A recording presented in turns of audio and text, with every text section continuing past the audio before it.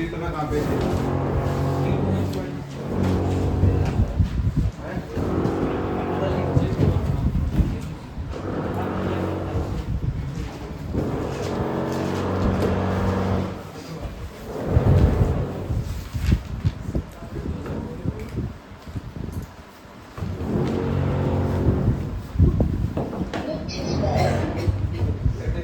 कौन से वाले पढ़ाते हैं?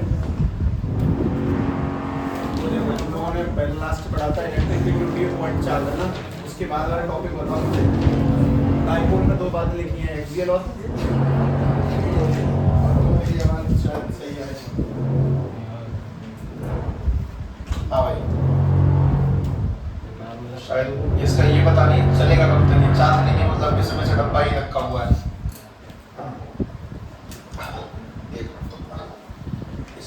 डूब तो नहीं पाऊंगा।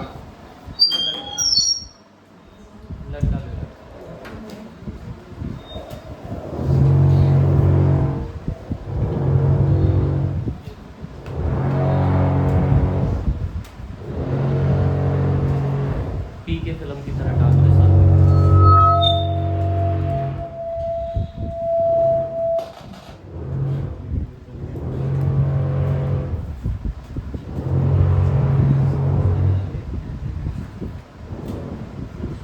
ना भी इसे कार्यक्रम नहीं बता बोलने के।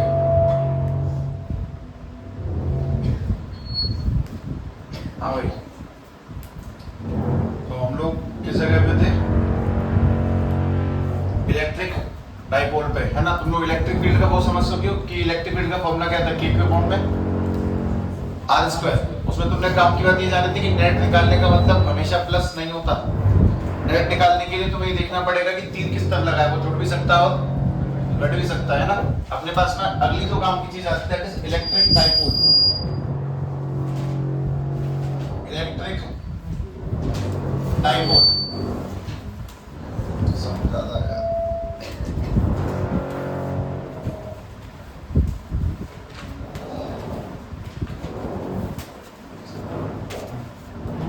इलेक्ट्रिक डाइपोल में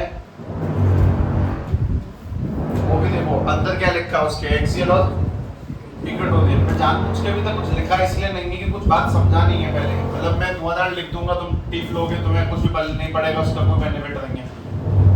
इसलिए खिड़की लग रही है। हाँ, मैं बोलूंगा इसको स्टार्ट कर देंगे, ठीक है? समझते हैं। इसमें एक काम की बात है डाइपोल। इसमें डाइपोल वर्ड को ध्यान से सुनो। इसमें डाई माने क्या है? तुमने भी इसके डाई माने क्या सुना है? वो है क्या? डाई माने बेसिकली क्या होता है? दो। और पोल तुमने एक्चुअली में आज तक सुना है नॉर्थ पोल, और उसके सिवा तुम में से कोई कुछ नहीं जानता। तो मान लो अगर मैंने एक मैग्नेट को बना दिया तो मैग्नेट कुछ इस तरह से आती है। ये रही एक मैग्नेट। मैग्नेट में एक पोल कौन सा होगा? North pole. दूसरा कौन सा होगा? तो जब किसी मैग्नेट के पास में दो पोल पाए जाते हैं, इसका नाम पड़ा है मैग्नेटिक डाइपोल। एक ऐसी चीज जिसके पास में दो पोल पाए जाते हैं उसे डाइपोल कहते हैं। इससे कुछ आंच वांच लगा देंगे कहीं पे जाके, नहीं, ऐसा कुछ नहीं है। बस डाइपोल एक नाम है। डाइपोल कुछ नहीं, बड़ी चीज नहीं है। डाइपोल बस एक नाम है। दो चीजों के जोड़े को डाइपोल कहते हैं, बस बात खत्म। दो चीजें इकट्ठी रखी हैं, उस सिस्टम को भी डाइपोल कहते हैं, और कुछ नहीं। लेकिन अगर दो चुंबकों के बारे में बात चल रही है तो मैग्नेटिक डाइपोल, अगर चार्ज के बारे में चलेगी तो इलेक्ट्रिक डाइपोल। लेकिन उसमें शर्त ये है कि अगर एक पोल नॉर्थ है, दूसरा अगर एक पॉजिटिव है दूसरा नेगेटिव होना चाहिए। लेकिन बाकी बातों को आगे बढ़ाने से पहले कुछ काम की बात। ये शो वैसे आज का ये वाला कहां तक है? तुम मैग्नेट में एक चीज जानते हो, इसमें से फील्ड लाइंस कहां से कहां निकलती हैं? नॉर्थ से निकल के साउथ में जाएंगी, इसलिए मैं थोड़ा स्पीड भी डाउन रखूंगा। नॉर्थ से निकल के साउथ में जाएंगी, वापस से नॉर्थ से निकल के साउथ में, नॉर्थ से निकल के साउथ में, फिर से नॉर्थ से निकल साउथ और नॉर्थ से निकल के साउथ। उसके बाद में जो अंदर वाली फील्ड लाइन है वो कहां से का? South to north, south to north, south to north. Basically basic सा काम यही है। मैग्नेटिक डाइपोल को लेकर एक छोटी सी चर्चा है बस ये कि अगर किसी चुंबक के पास में दो पोल है तो उसे मैग्नेटिक डाइपोल कहते हैं, एक नॉर्थ पोल एक साउथ पोल। इससे कुछ होता है नहीं, बस हमें पढ़ना है, बस दो चार्ज को साथ में रख के कुछ पढ़ना है और कुछ नहीं। इससे तुम कोई मशीन नहीं बना दोगे, तुम कोई टाइम मशीन का इजाद नहीं कर दोगे, तुम कोई साइंटिस्ट नहीं बन जाओगे। बस तुम्हें एक छोटा सा सिस्टम बताया जाएगा कि अगर दो चार्ज को पास पास रखें तो उनसे कुछ प्रॉपर्टीज पैदा होती हैं, जैसे चुंबक से पैदा होती हैं। चुंबक के पास में नॉर्थ पोल साउथ पोल होने से फील्ड लाइंस कैसी निकलती हैं, गोल गोल। तो इस सिस्टम को हम लोग क्या कहते हैं, मैग्नेटिक डाइपोल। बस वैसे करके अपने पास में काम का वर्ड है इलेक्ट्रिक डाइपोल। तो तुम लोग शायद ध्यान से समझ जाओ कि इलेक्ट्रिक डाइपोल किस चीज से मिलकर बनेगा। इलेक्ट्रिक डाइपोल का फॉर्मेशन किससे होगा, दो चार्ज से, एक पॉजिटिव चार्ज और दूसरा कौन सा, नेगेटिव चार्ज। दोनों में काम की बात है कि दोनों चार्ज की जो कैपेसिटी है वो सेम है। मतलब अगर ये प्लस के 10 कूलम है तो ये माइनस के 10 कूलम है, अगर ये प्लस के 20 है तो माइनस के 20 है। और दोनों के बीच की डिस्टेंस को हम लोग सेंटर से नापेंगे हमेशा। मतलब ये वाली L और ये वाली L, इसको 12 नाम देंगे हमेशा, ध्यान रखना कि कितना बड़ा डाइपोल है, एक पॉजिटिव और एक नेगेटिव। ठीक सेम टू सेम जैसे चुंबक में दो पोल पाए जाते हैं, एक नॉर्थ पोल और दूसरा साउथ पोल। इसको हम लोग बोलते हैं मैग्नेटिक डाइपोल। वैसे करके अपने पास में जब चार्ज पास पास रखे होते हैं इसको हम लोग कहते हैं इलेक्ट्रिक डाइपोल। इनके बीच के गैप को क्या बोलते हैं, 12। इससे तुम्हें क्या मतलब, कुछ नहीं। ये मैं क्यों पढ़ रहा हूँ, बस मैं जान रहा हूँ कुछ ऐसा, जैसे कि मान लो मुझे किसी को बताना पड़ जाए कि भाई अपने पास में इस सिंबल को अल्फा कहते हैं, इस सिंबल क्या बोलते हैं, बीटा, इसको गामा, उसके बाद में इसको थीटा, इसको क्या कहते हैं, पाई, इसको क्या कहते हैं, रूट। तो वैसे करके तुम्हें सिंबलों के नाम पता है ना, वैसे तुम्हें इसका नाम पता होना चाहिए। जब दो चार्ज पास में रखे होते हैं तो उस सिस्टम को हम लोग क्या कहते हैं, इलेक्ट्रिक डाइपोल। दोनों के बाद में खासियत ये कि अगर ये पॉजिटिव होगा तो ये वाला नेगेटिव, दोनों सेम होंगे। अगर ये प्लस के 20 कूलम है तो ये वाला माइनस के 20 कूलम, अगर ये प्लस के 10 कूलम है तो ये वाला माइनस के 10 कूलम। बस एक छोटी सी बात बताओ, अगर इन दोनों चार्ज को पास लाएंगे तो ये खुद से एक दूसरे से चिपकना चाहते हैं कि नहीं, ये सोचो। दोनों चार्ज अगर पास पास रखे हैं तो इन दोनों के बीच में क्या लग रही होगी, अट्रैक्शन फोर्स। अट्रैक्शन फोर्स लगे होने के बावजूद भी मैंने इन दोनों को चिपकने नहीं दिया। कैसे, मैं बताता हूं। मैंने मान लो कि एक रॉड ली और रॉड के दोनों तरफ, बात ये नहीं कि मुझे इसको कराने में कोई बहुत घने मजे आते हैं, नहीं। मुद्दे की बात ये कि जब तुम इस कहानी को मेरे दिमाग से थोड़ा सा महसूस कर लोगे तब तुम्हें वो समझ में आएगा, एक्सियल और इक्वेटोरियल, असली जान वही है। ये तो बस छोटी मोटी फाउंडेशन है। अपने पास में एक रॉड है, उस रॉड में एक तरफ तो रखा हमने पॉजिटिव, एक तरफ रखा नेगेटिव, बांध दिया इससे, नेगेटिव यहाँ पॉजिटिव यहाँ। अब ये दोनों चार्ज एक दूसरे पे क्या लगा रहे हैं, अट्रैक्शन फोर्स। और अट्रैक्शन फोर्स के लगने की वजह से, मतलब एक पॉजिटिव चार्ज यहाँ पे, एक नेगेटिव चार्ज यहाँ पे, दोनों एक दूसरे को खींचना चाह रहे हैं और खींचने की वजह से इसमें झंझनाहट सी पैदा हो रही है। ये झंझनाहट जो पैदा होती है, इसी झंझनाहट को कहते हैं डाइपोल मूवमेंट। डाइपोल पॉजिटिव और नेगेटिव के अट्रैक्शन की वजह से बेचैन है, क्योंकि प्लस और माइनस एक दूसरे को अट्रैक्ट कर रहे हैं, एक दूसरे दबाव डाल रहे हैं। इसको हम लोग कहते हैं डाइपोल मूवमेंट। तुम्हें बस इतना ध्यान से समझना है कि तुमने डाइपोल सिस्टम कहाँ नहीं पढ़ा होगा और कहाँ पढ़ा है। तुम लोगों ने पहली बार सुना है कि डाइपोल मूवमेंट एक केमिस्ट्री के अंदर आया था। केमिस्ट्री के अंदर जिस जगह पे आया उस जगह को मैं तुम्हें दिखाता हूँ। अपने पास में जैसे कि कार्बन है, कार्बन से ये हाइड्रोजन अटैच है, इस तरह से कार्बन से हाइड्रोजन अटैच है, तो ऑब्वियसली इसके पास में वहां कितने इलेक्ट्रॉन्स थे और इसके पास में भी कितने थे, एक इलेक्ट्रॉन था, इस तरह से।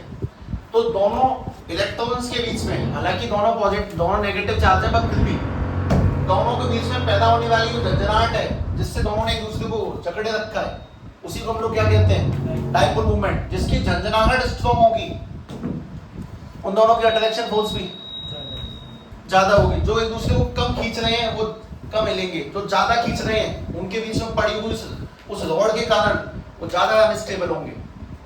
मेन बात ये कि जैसे इन सिंबलों का नाम तुम्हें समझ में आता है, alpha beta gamma delta theta, ठीक वैसे करके इलेक्ट्रिक डाइपोल कुछ नहीं, जैसे चुंबक के दो पोल होते हैं, हमने उनको पढ़ रखा है, तो किसी के मन में बस इतना आया कि अगर मैंने चार्ज के भी दो पोल ले लिए तो उसको पढ़ेंगे तो क्या क्या पढ़ सकते हैं।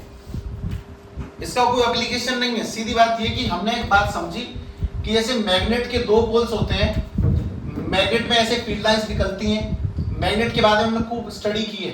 अगर हमने ऐसे चार्ज के दो पोल बना दिए तो हम उसमें क्या क्या पढ़ सकते हैं, क्या एक्सपेरिमेंट कर सकते हैं, वो नहीं। चुंबक के दो पोल होने पे हमने जो भी पढ़ा, अगर हमने चार्ज के दो पोल बना दिए तो क्या क्या स्टडी हम लगा सकते हैं, वो स्टडी देखनी है।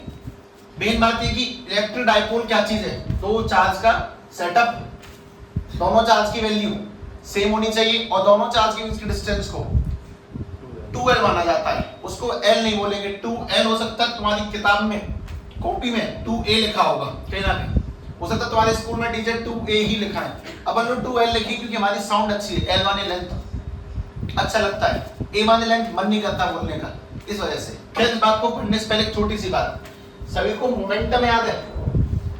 Momentum, what is linear momentum? अगर याद नहीं है तो ध्यान से सुनो। ये था the product of mass and velocity is called linear momentum. Formula क्या बनता है? P is equals to mass into velocity. इसकी यूनिट सब कुछ जहां तक याद होगी, मास की kg और वेलोसिटी की मीटर पर सेकंड। ये मोमेंटम वाली चीज है। मैं तुमसे दोबारा एक बहुत काम की बारीक लाइन बोलता हूँ। जैसे कि चुंबक के दो पोल होने पे हमने उसकी रेखाओं को जाते हुए देखा, हमने देखा कि उसमें कितनी ताकत है, क्या चीज है। तो किसी के मन में ये आया कि अगर हम लोगों ने दो चार्ज इकट्ठे कर लिए बाई चांस, दोनों अपोजिट है, तो फिर उसमें क्या क्या स्टडी हम कर सकते हैं, वो स्टडी हमें करनी है। हमारा इस टॉपिक से रियल लाइफ को जोड़ने की कोई जिद नहीं होनी चाहिए, मतलब हमें बस समझ में आना चाहिए थोड़े तरीके से, दैट्स इट। तुम लोग जो भी लिख के कर रहे हो ना, वो तुम्हें बस लिख के आता है, तुम्हें अभी भी नहीं पता कि उसका प्रैक्टिकल यूज क्या है। वो बहुत बाद में समझ में आते हैं कि यार हमने ये जीवन में जब पहले पढ़ा था ना तब तो नहीं, पर अच्छी चीज है। खैर मैं इसको ऑफिशियली लिखूंगा, ध्यान से देखना।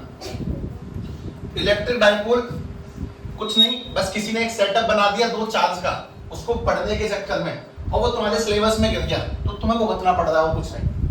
तो ध्यान से देखें, अपने पास में अगर कोई भी दो चार्ज, एक पॉजिटिव और नेगेटिव, अलग अलग डिस्टेंस पे रखे हैं और उनके बीच का गैप है 2L, तो पहली बात तो इस सेटअप का नाम क्या है? Electric dipole. इस सेटअप को इलेक्ट्रिक डाइपोल कहते हैं और कुछ नहीं। पहले तो ये पता होना चाहिए। जैसे कोई तुमसे पूछे कि चुंबक हमेशा मोनोपोल पाई जाती है कि डाइपोल में? डाइपोल में, उसमें दो पोल पाए जाते हैं। ऐसी इस सेटअप को जिसमें एक चार्ज पॉजिटिव है, सेम उतना ही नेगेटिव है, इसको हम डाइपोल कहते हैं। मैं लिखता हूं व्हाट इज इलेक्ट्रिक डाइपोल, को पूछ बैठे तो जवाब ये होगा, when two equal and opposite charges, when two equal and opposite charges are kept at a distance, when two equal and opposite charges are kept at a distance is called electric dipole। उस system को हम लोग electric dipole कहते हैं। सबसे पहली काम की बढ़िया चीज, जब दो चार्जेस को, अपोजिट चार्जेस को सेम अमाउंट के इक्वल होने चाहिए लेकिन अपोजिट होने चाहिए। अगर 10 कूलाम है तो वो भी 10 हो, लेकिन एक प्लस एक माइनस, वरना नॉर्थ पोल से चुंबक नहीं बनती, साउथ से भी नहीं बनती। एक नॉर्थ एक साउथ होना चाहिए, ठीक वैसे एक पॉजिटिव एक नेगेटिव होना चाहिए। और जब उसको किसी भी दूरी पे रख देंगे उसको हम लोग इलेक्ट्रिक डाइपोल कहते हैं। अब इसमें काम की बात ये आती है कि इलेक्ट्रिक डाइपोल मूवमेंट कैसे निकलता है। इलेक्ट्रिक डाइपोल मूवमेंट यानी इनके बीच की झंझनाहट को कैसे निकालते हैं। दोनों एक दूसरे को अट्रैक्ट कर रहे हैं तो कितनी पावर से अट्रैक्ट कर रहे हैं, इनके बीच में कितनी झंझनाहट है।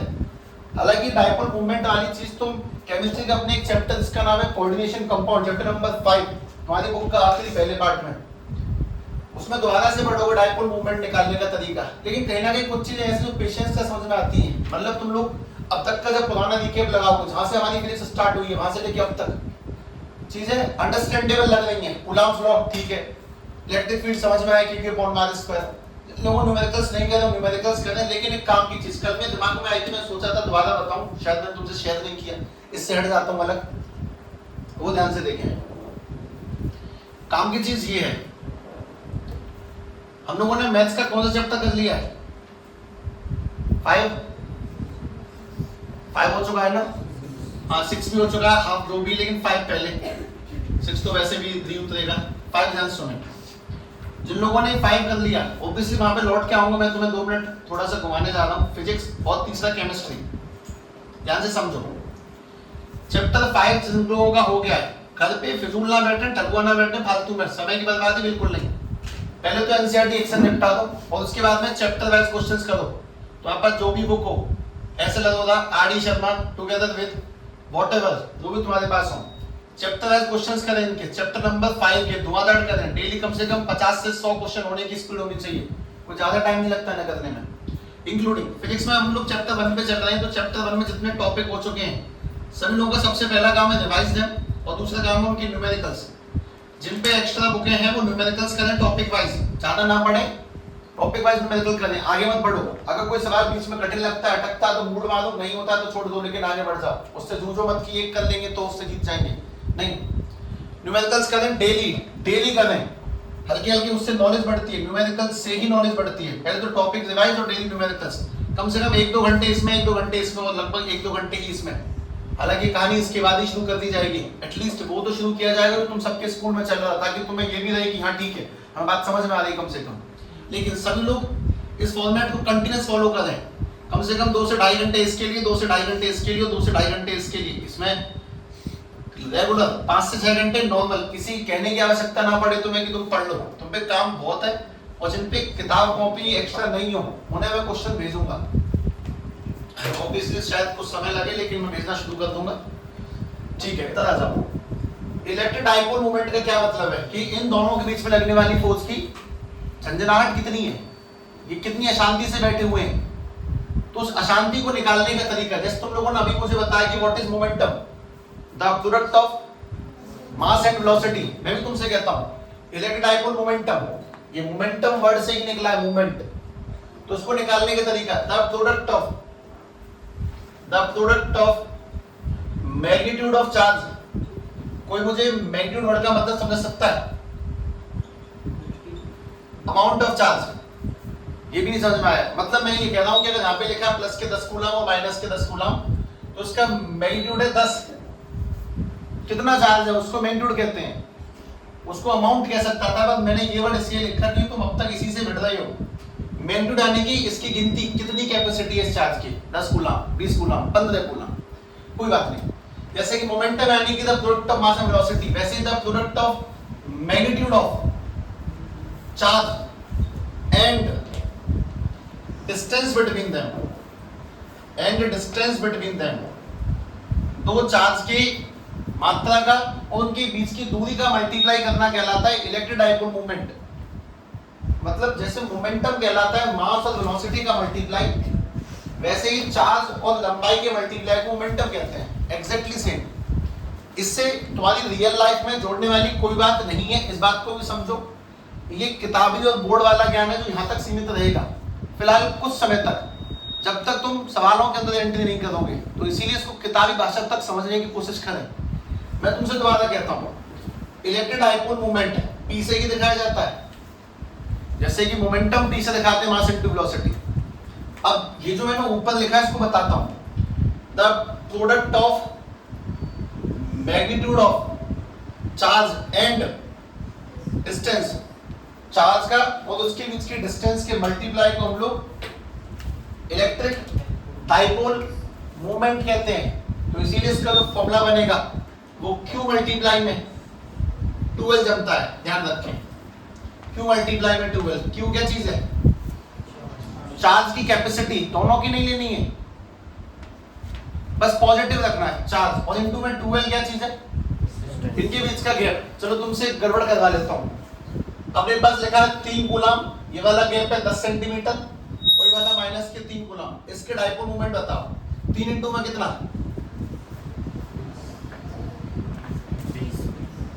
10। इनके बीच का गैप को 2L कहते हैं, ये पूरा ही 2L कहलाता है।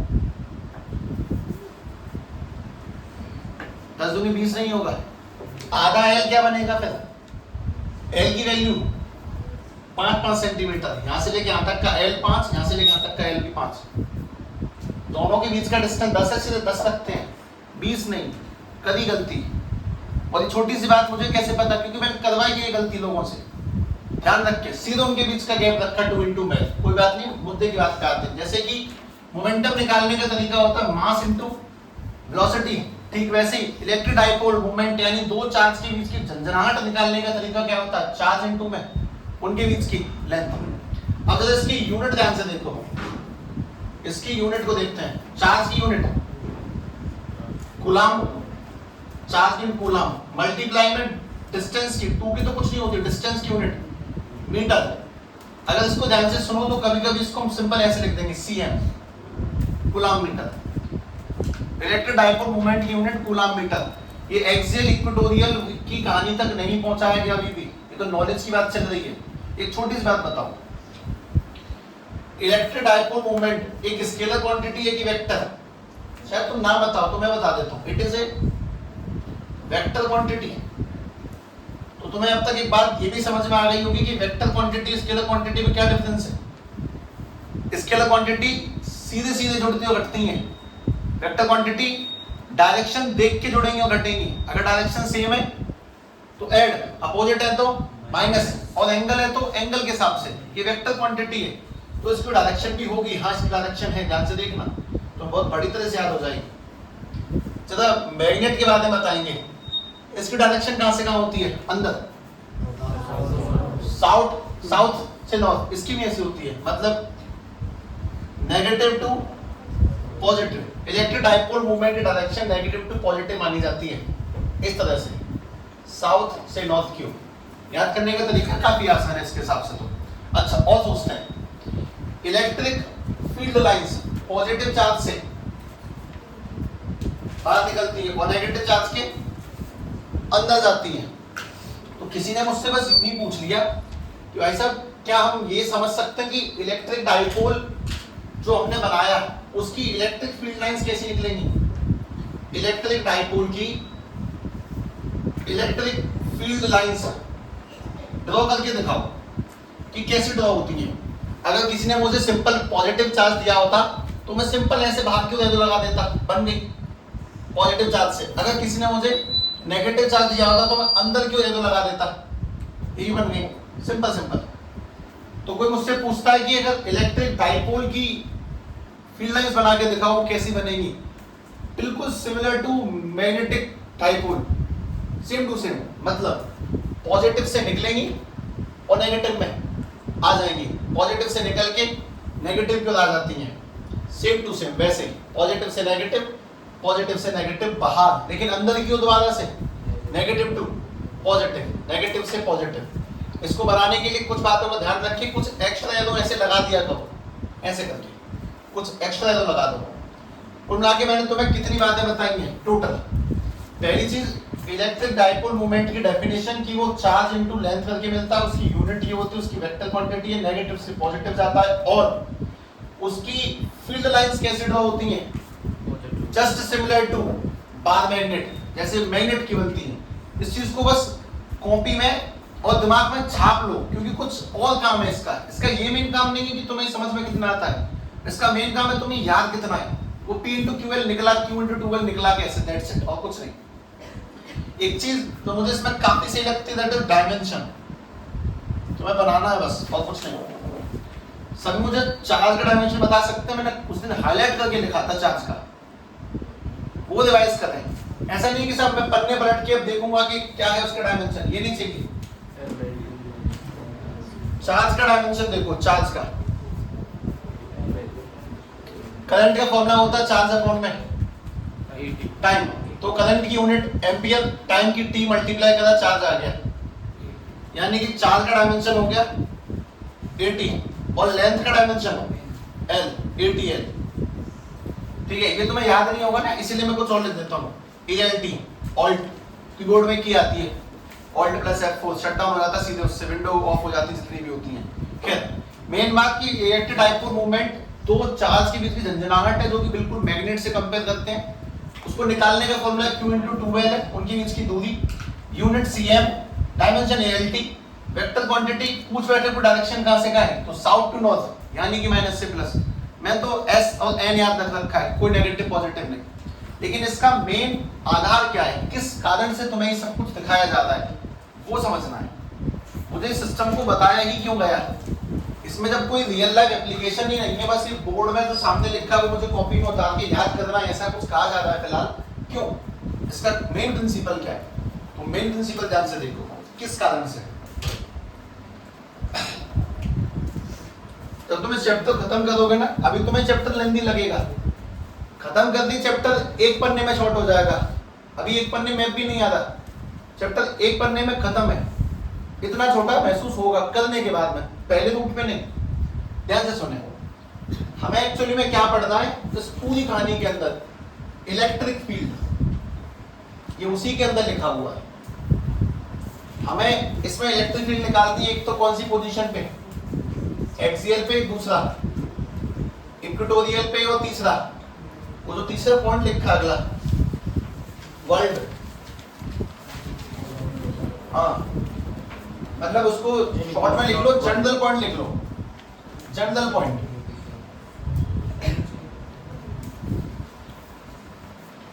हम इस एक नॉलेज के पेड़ को साइड में रखते हैं, चैप्टर की मेन ब्रांच पे आते हैं। हमें इलेक्ट्रिक फील्ड निकालना है, इस पूरे चैप्टर में तुम्हें इलेक्ट्रिक फील्ड ही निकालना है।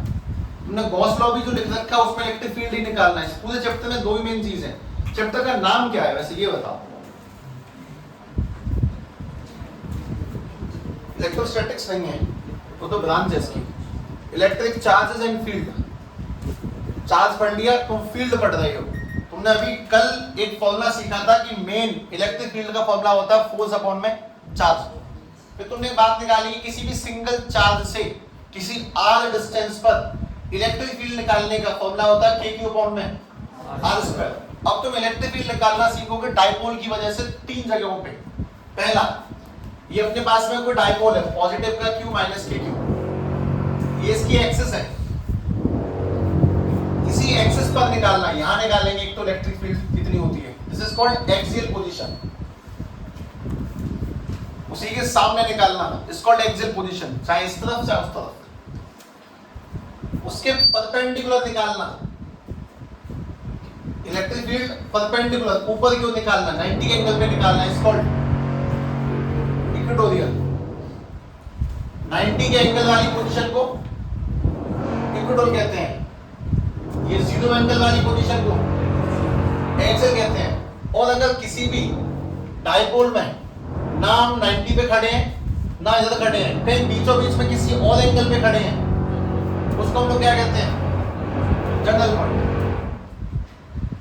अब मुझे तुम्हें थोड़ा सा बांधने की जरूरत है। मैं एक सांस में अगर सब कुछ निकालेगा तो गलत है। मैं तुमसे ही कह रहा हूं कि मुझे डाइपोल के द्वारा क्या निकालना है? इलेक्ट्रिक फील्ड तीन जगहों पे। पहला एक्सियल पे, दूसरा इक्वेटोरियल पे, और तीसरा जनरल पॉइंट पे। एक्सियल यानी कि 0 के एंगल पे, इक्वेटोरियल यानी कि 90 के एंगल पे, और तीसरा किसी भी एंगल पे।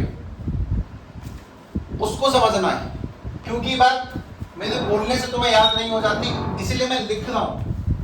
हमने उस दिन भी लिखा था मैप में कि हम इलेक्ट्रिक फील्ड के अंदर कुछ पढ़ रहे होंगे, तो ध्यान से सुनना, मैं दोबारा लिखता हूं। सभी लोगों का बेसिक सा मेन काम ये कि एक्सियल, इक्वेटोरियल और जनरल पॉइंट नाम के शब्द को ध्यान से देखें। मैं बहुत बारीकी से जा रहा हूं, बहुत शांति से, सहजता से। अगर यहाँ पे गति बढ़ाई तो कोई बेनिफिट नहीं होगा, इस वजह से ध्यान से सुनो। मैं लिखता हूं, मैं बात कर रहा हूं इलेक्ट्रिक फील्ड हमें निकालना है ड्यू टू इलेक्ट्रिक किसकी वजह से? डाइपोल की वजह से। एट कौन सी पोजीशन पे? तीन पोजीशन है। पहले कौन सी? एक्सियल पे, दूसरी इक्वेटोरियल पे, और तीसरी जनरल पॉइंट पे। वही है तुम्हारा तीसरा point, any problem of the world, कि किसी और एंगल पे है, जनरल पॉइंट पे। हमें वापस से, क्योंकि बहुत लोगों को पता ही नहीं होता कि हम पढ़ क्या रहे हैं, हम क्या निकालने जा रहे हैं? इलेक्ट्रिक फील्ड किसके कारण? डाइपोल के कारण। कौन सी जगह पर? एक्सियल पे करेंगे एक डेरिवेशन, दूसरी इक्वेटोरियल पे करेंगे डेरिवेशन, तीसरी जनरल पॉइंट पे करेंगे एक डेरिवेशन, 3 डेरिवेशन है। तो सबसे पहले वापस से डालता हूं, देखना। पहला case electric field due to electric dipole at axial position. तो मुझे एक बात समझ सकते हो, मेरी अगली हेडिंग क्या होगी?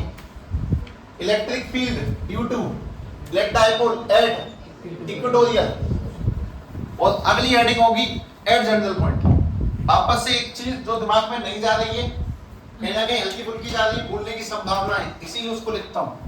हम ये सारे काम किस चीज को निकालने के लिए कर रहे हैं? हमें फील्ड निकालना है, जिसका एक जनरल फॉर्मूला मुझे पहले से आता है, E equal to force upon में चार्ज। एक मैंने कुछ दिन पहले कल सीखा था, परसों सीखा था कि अगर अपने पास में कोई भी सिंगल चार्ज है, उसके द्वारा r डिस्टेंस पर कितना फील्ड होगा? kq अपॉन में r स्क्वायर। एक अब से बनाना शुरू करूंगा मैं कि अगर पॉजिटिव और नेगेटिव दो चार्ज है तो इसके द्वारा इस डिस्टेंस पर कितना इलेक्ट्रिक फील्ड होगा, ये जानना चाहता हूं। एक आ चुका है, एक और आ चुका है, अब आने शुरू होंगे 3 लगातार। खैर ध्यान से सुनो, हम इस सारी की साइड एलिवेशन इलेक्ट्रिक फील्ड निकालने के लिए कर रहे हैं। सब कुछ बात का अनुमान होना चाहिए। सबसे पहले सभी लोग डायग्राम बनाओ। ये पॉजिटिव का चार्ज है, ये नेगेटिव का चार्ज है, और इनके बीच की जो डिस्टेंस है वो कितनी है? बीच की डिस्टेंस 2l। तुम इसको 2l को ऐसे लिख लो, किसी को दिक्कत इस बात से होनी नहीं चाहिए शायद। देखना इसे कम कर दूं तो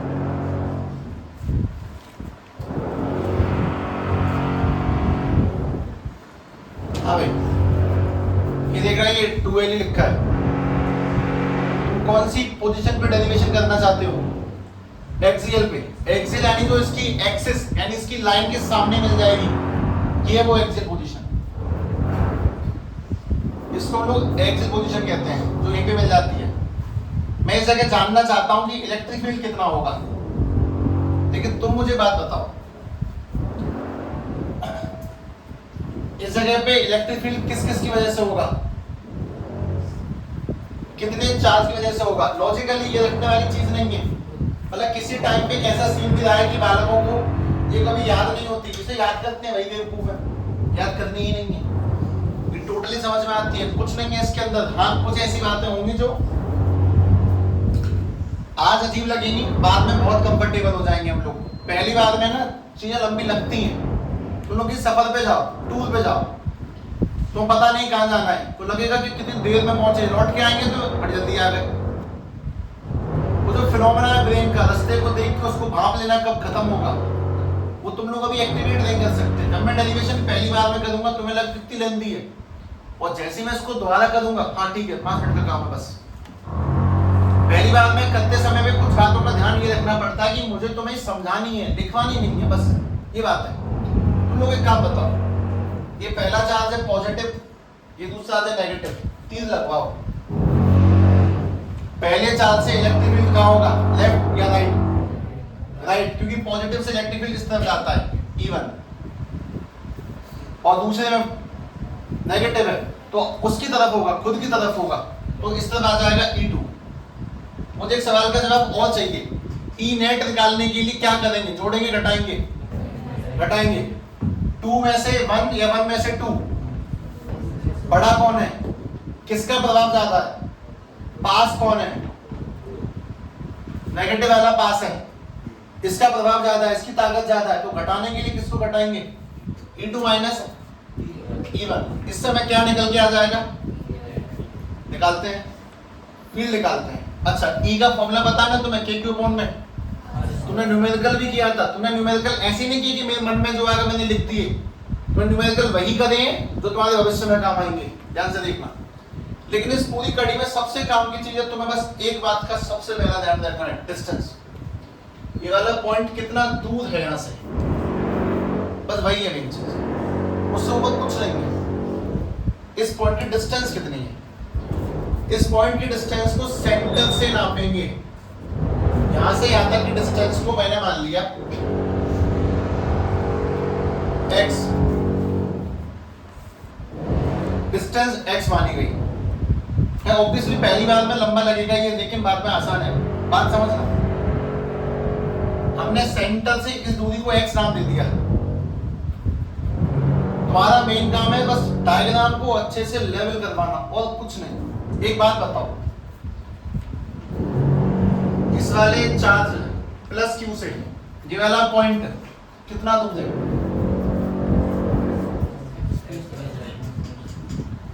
L और ये x कितना दूर है?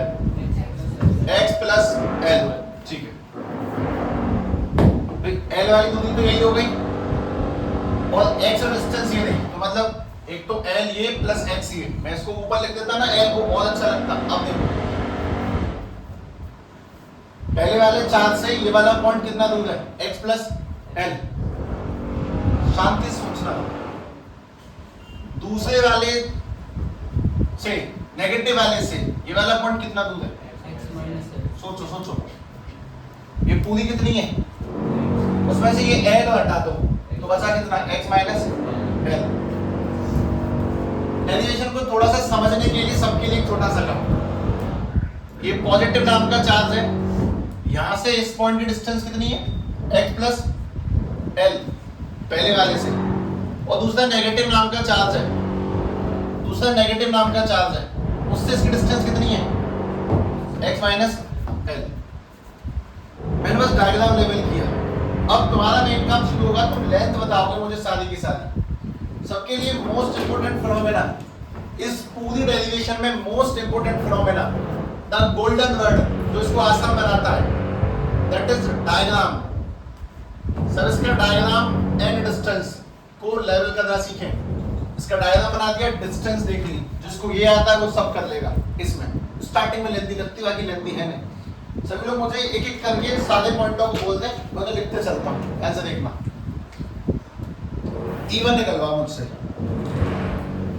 इवन कैसे निकलेगा? के वो था इवन, पहला चार्ज, चार्ज की वैल्यू अपॉन में डिस्टेंस का स्क्वायर x प्लस L का स्क्वायर। तुमने ये यहाँ तो सीखा था k क्यू अपॉन में r स्क्वायर, वैसे करके k क्यू अपॉन में x प्लस L का स्क्वायर। दूसरा बोलो E2 निकलवाओ उससे, k क्यू अपॉन में x माइनस L का स्क्वायर, ठीक है। अब मुझे बताओ कि E नेट निकालने का तरीका क्या है? E2 माइनस E1, उसका रीजन क्या है? घटा क्यों नहीं है, जोड़ क्यों नहीं? क्योंकि वो दोनों अपोजिट है। और हमें ये कैसे पता कि 2 में से घटाना है?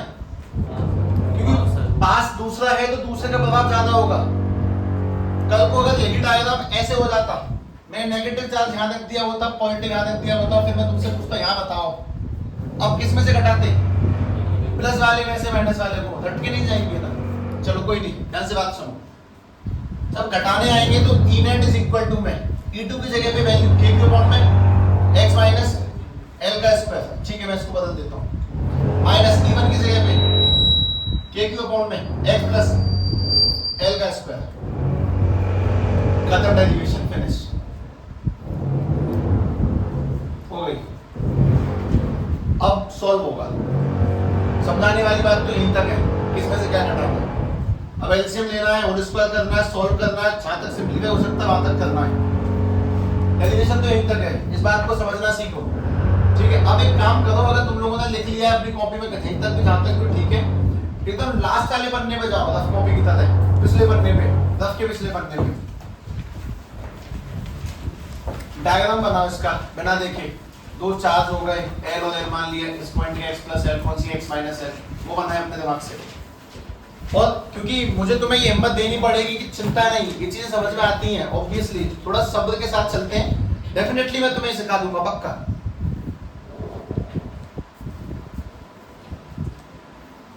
और डेरिवेशन यहाँ खत्म, बाकी तो मैं मैथमेटिक्स लगाऊंगा, कैलकुलेशन करूंगा और कुछ नहीं।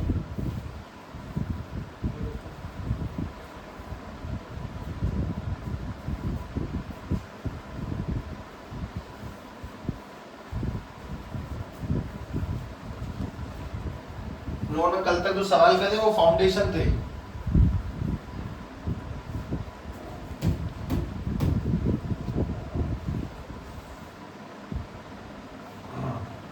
सेंटर से डिस्टेंस नापो, सेंटर से पॉइंट की दूरी को x मान लो,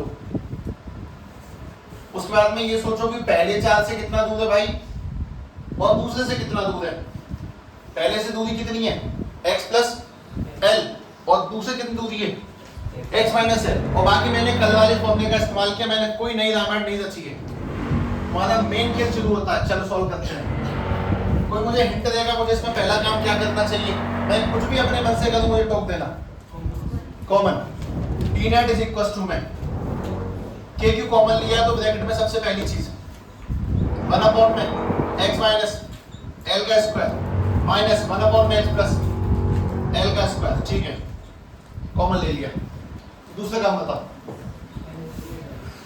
अपने पास में फिलहाल ये लिखा हुआ है e net is equal to में k क्यू कॉमन है अपॉन में 1 x माइनस l का स्क्वायर माइनस 1 अपॉन में x प्लस l का स्क्वायर। ठीक है, डेरिवेशन खत्म हो चुकी है। अब तुम ये मत देखो कि तुम्हें ये आता है कि नहीं, तुम बस सॉल्यूशन मेरे साथ करवाओ, मैं नहीं करूंगा। मुझे अगला काम बताओ एलसीएम। अगर इसके एलसीएम लेते हैं तो क्या बनेगा वो मुझे तुम्हें दिखाना चाहिए ना, k क्यू अपॉन में। जिनको आइडिया नहीं है वो सीधी बात समझो कि एलसीएम लेने का मतलब बस इतना सा होता है कि इन दोनों को मल्टीप्लाई कर लो, यानी कि x माइनस l का होल स्क्वायर मल्टीप्लाई में x प्लस l का होल स्क्वायर।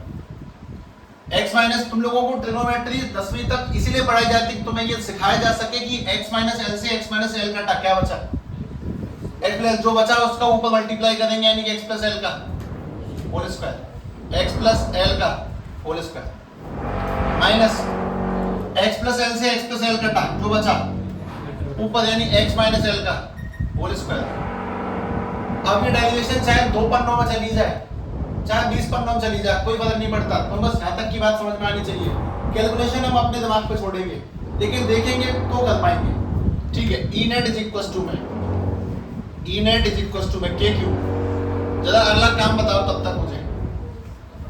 और उसका खोलना चाहिए, कॉमन सेंस की बात है, कोई गणित ज्यादा लगाना थोड़ी इसके अंदर। और उसका बोलते हैं अगर इसका होल स्क्वायर खोला तो x प्लस l का होल स्क्वायर यानी x square plus l square plus 2xl minus बाहर है, बहुत बढ़िया। इसका होल स्क्वायर खोलेंगे तो x square plus l square minus के 2xl। और नीचे वाली प्रॉपर्टी सबको चमकनी चाहिए a minus b a plus b यानी a स्क्वायर माइनस के। लेकिन इन दोनों के ऊपर स्क्वायर लगा वो कहां गया? वो लगेगा, दोबारा लगेगा। तब तक एक बहुत बढ़िया चीज। अगला काम देखो, E net is equal to में के क्यू ब्रैकेट में अपॉन में जो चल रहा है वो x स्क्वायर माइनस के l स्क्वायर का होल स्क्वायर। मैं जैसे ऊपर के माइनस को शॉर्ट आउट कर दूंगा, खोल दूंगा, तो ये प्लस के 2xl है, माइनस के निकलते सब निपट जाएंगे। माइनस लगते ये वाला माइनस के x स्क्वायर, ये वाला माइनस के l स्क्वायर और माइनस माइनस प्लस के 2xl। दुनिया के सभी बालकों की सबसे मेन गलती वो इसको समझने की कोशिश कर रहे हैं। तो बस यहाँ तक समझना कि घटा क्यों, उसके बाद एलसीएम कैलकुलेशन सॉल्व खोलना काटना पीटना वो सब देख लो, अपने आप ट्राई करो। x स्क्वायर l स्क्वायर से x square l square cut गया, दो चीज जुड़ भी जाती हैं 2xl 4xl। तो तुम मेरी उस बात को ध्यान रखो, समझना खत्म हो चुका है। तुम कैलकुलेशन इसीलिए देख रहे हो जिससे कि तुम्हें पता हो कि कैलकुलेशन कितनी लंबी है। इस वजह से अपने पास में चल रहा k क्यूब 2xl और 2xl 4xl अपॉन में x स्क्वायर माइनस के l स्क्वायर का होल स्क्वायर। काश मैंने तुम्हें 2 दिन पहले बता दिया होता कि मैं इसका क्या कर सकता हूं। मुझे 1 मिनट लगती है डेरिवेशन खत्म करने में, 1 मिनट। पर कोई बात नहीं, मैं तुम्हें अब बताता हूं क्योंकि मेरी अगली लाइन इस डेरिवेशन का अंत होगी। लेकिन मुझे 4-5 मिनट कहीं और समय देना पड़ेगा, तब जाके अंत बन सकता है। देखो ध्यान से सोचना, अपने पास में ये प्लस क्यू माइनस क्यू, ये डिस्टेंस यहां से यहां तक की है x, ठीक है।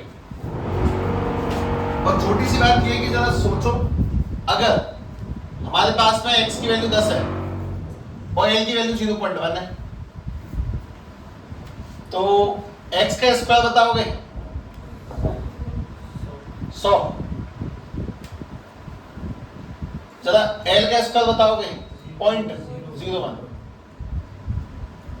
मतलब एक बड़े नंबर का स्क्वायर करेंगे तो वो और बड़ा हो जाएगा, और एक छोटे नंबर का स्क्वायर करेंगे तो वो और छोटा हो जाएगा। जनरल पॉइंट है। अगर मैंने तुमसे कहा कि एक्स स्क्वायर में एल स्क्वायर जोड़ दो तो 100 प्लस इसको जोड़ेंगे तो 100.01, और मैं तुमसे कहता हूं कि एक्स स्क्वायर में से एल स्क्वायर घटा दो, 100 में से घटाएंगे तो 99.99। अगर हमने ध्यान से समझा, एक बड़े नंबर का स्क्वायर बड़ा हो जाता है, छोटे का स्क्वायर और छोटा हो जाता है, दोनों को जोड़ दिया तो भी किसी के मन में ये आएगा कि यार 100.01 को 100 ही मान लो, नियरली इक्वल टू 100, और 99.99 को भी 100 ही मान लो। मतलब मैं तुमसे कह रहा हूं कि x square plus l square को 100 ही मान लो, एक्स स्क्वायर ही मान लो, और अगर x square minus l square हो तो उसे भी। अगर तुम में से कोई मुझे कहना चाहता है ऐसा मान सकते हैं, हाँ, मुझे पहले क्यों नहीं पता, क्योंकि तुम लोगों ने पहले कभी 12th नहीं पढ़ी ना, इस वजह से। तो आज मैं याद रखूंगा, जीवन में आगे तक काम आएगा, बस सीधी बात ये है। अगर हमने x square plus l square को ध्यान से देखा, इसमें x एक पहले से बहुत बड़ी वैल्यू है, किसके कंपैरिजन में, l के कंपेयर में, तो एक्स स्क्वायर में एल स्क्वायर जोड़ने पर भी हम उसको लगभग क्या कह सकते हैं, एक्स स्क्वायर, और एक्स स्क्वायर में से एल स्क्वायर घटाने पर भी उसको लगभग क्या कह सकते हैं, एक्स स्क्वायर। ये बात मैं ध्यान रखूंगा कि मुझे आज एक छोटी सी बढ़िया सी बात बोली गई कि अगर x एक बहुत बड़ी वैल्यू है, किसके कंपैरिजन में, l के कंपेयर में, तो इनको जोड़ने पर भी जो आंसर आएगा उसको हम लगभग क्या कह सकते हैं, एक्स स्क्वायर, और वो घटाने पर भी जो आंसर आएगा उसे जो लगभग क्या कह सकते हैं, एक्स स्क्वायर। वो एग्जैक्टली इक्वल तो नहीं होगा, ये मैं भी जानता हूँ, 99.9 होगा तो उसको 100 मानने में कोई बुराई नहीं है, और वो 100.1 होगा तो भी उसको 100 मानने में कोई बुराई नहीं है, सीधी बात ये है। अब इस बात का इस्तेमाल मैं कैसे कर सकता हूँ वो सुनो, ध्यान से देखना। k इंटू में, q इंटू में, 4 को 2 बार तोड़ दा, 2 to the 4, 2 multiply x multiply l, बहुत बढ़िया, 2 दूनी 4, x l, ठीक। X square minus l square को एक्स स्क्वायर, और उसके ऊपर भी क्या लगा है, होल स्क्वायर। यहीं से चलते हैं, k मल्टीप्लाई में, q मल्टीप्लाई में, 2 मल्टीप्लाई में, 2 मल्टीप्लाई में, x मल्टीप्लाई में l अपॉन में एक्स स्क्वायर का स्क्वायर, x बराबर 4, एक चीज कट रही है, नीचे कितना बचेगा, q 3। तब तक तुम्हें एक बात देखनी चाहिए, q इंटू में, 2 इंटू में l, अभी पढ़ा के आया था मैं तुम्हें, देखो पिछले पन्ने पे, p, q into 2 into l को p कहते हैं। तो ई नेट का जो फॉर्मूला बनेगा वो ध्यान से देखना, ये 2 सेफ है, ये k भी सेफ है, q इंटू 2 इंटू l की जगह पे p लग गया, और इस वाले x से वाला x कट गया तो नीचे x cube. This is the formula of E net. इतने छोटे फॉर्मूले के लिए इतनी बड़ी कैलकुलेशन करनी ही पड़ती है। हमें ये ध्यान रखना है कि 2kp अपॉन में x क्यूब है। एक काम की बात, मुझे तो अभी तक ये पढ़ाया गया था कि इलेक्ट्रिक फील्ड में नीचे स्क्वायर आता है, हाँ ये सही बात है, इलेक्ट्रिक फील्ड में नीचे स्क्वायर ही आता है, लेकिन डाइपोल वाले फॉर्मूले में जब इलेक्ट्रिक फील्ड का फॉर्मूला बनाएंगे वो भी कौन सी पोजीशन पे, एक्सियल पे, तब उसका फॉर्मूला क्या बनेगा, 2kp अपॉन में x क्यूब। और अच्छी बात तो अभी तब आएगी जब मैं तुम्हारे सामने टाइटल इक्वेटोरियल डालूंगा, मन तो वहां खुलेगा, लेकिन एक काम की बात कि अब इसे ध्यान से समझते हुए लिखें। इस चीज को सबसे ज्यादा अहमियत दें क्योंकि डेरिवेशन का हिस्सा नहीं है, ये इंपॉर्टेंट बस नॉलेज का हिस्सा है, ये डेरिवेशन का पार्ट नहीं है कि एक्स स्क्वायर में एल स्क्वायर जोड़ेंगे तो एक्स स्क्वायर ही आएगा और घटाएंगे तो भी वही आएगा। लेकिन अगर तुम लोग इस बात से परेशान हो तो मैं तुम्हें बात बताता हूँ, मैं दोबारा करूंगा थोड़ी देर में, पर अभी नहीं, क्योंकि रिसेंटली चीजें समझ में होती है दिमाग में, वो एक ब्रेक के बाद जब वापस से लगेंगी फोर्स तो बढ़िया समझ में आएगा।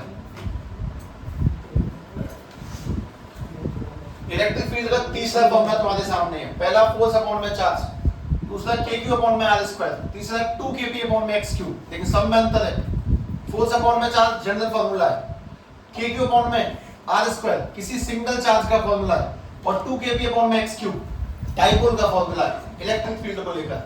चीजें फिलहाल लिखनी ही है ऑब्वियसली, पर दिमाग से लिखें, कैलकुलेशन को डेरिवेशन ना मानो।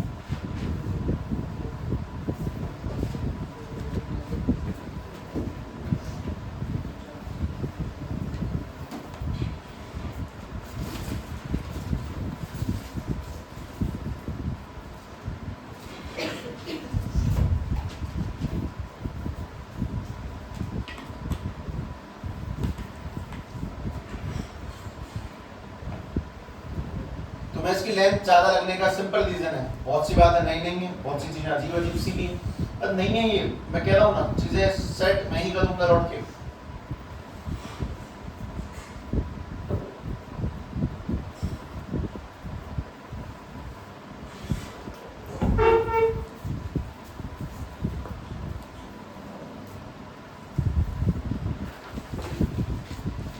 तो बस मेन काम, जैसे इसको डेरिवेशन कहते हैं तो तुम्हें डायग्राम बना के इसको कंप्लीट करना आना चाहिए, तुम्हें सब पता होना चाहिए डेरिवेशन कैसे करी गई है, मतलब तुम ये वाली बातें भी इसमें लिख के आओगे A to Z सब कुछ, ये एग्जांपल नहीं है तो मैंने बोल दिया बस।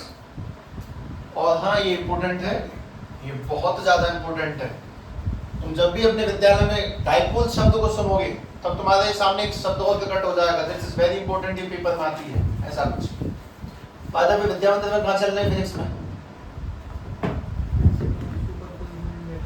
प्रिंसिपल सुपरपोजिशन वेक्टर फॉर्म, बकवास चीजें न्यूमेरिकल आते हैं बस, कोई फायदा नहीं है, वो तीर लगा लगा के E1 E2 A1 F2 जोड़ जाड़ के कोई बेनिफिट नहीं है उसका।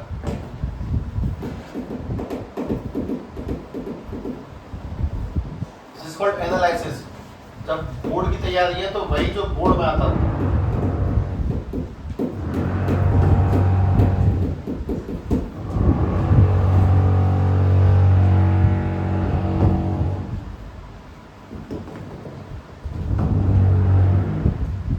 ध्यान रखें डेरिवेशन और कैलकुलेशन में फर्क है, डेरिवेशन यहाँ खत्म होती है इस हाफ में, वो कैलकुलेशन बढ़ती ही चली गई, दोबारा बढ़ेगी अभी तो।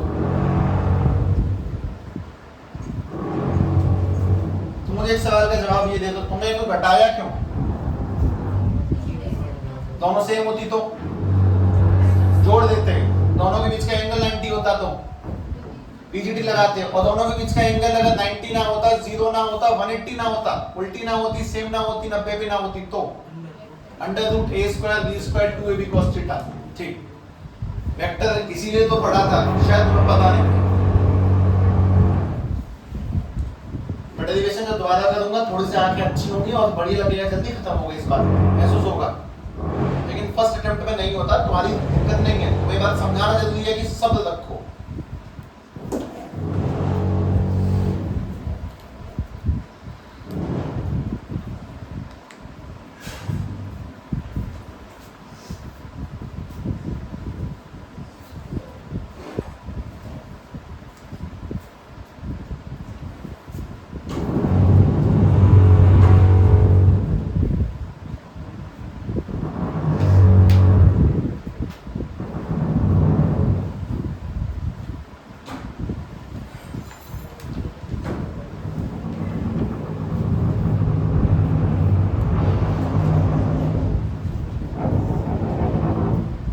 अनुपस्थित है, दीपक अनुपस्थित है, और विजय अनुपस्थित है।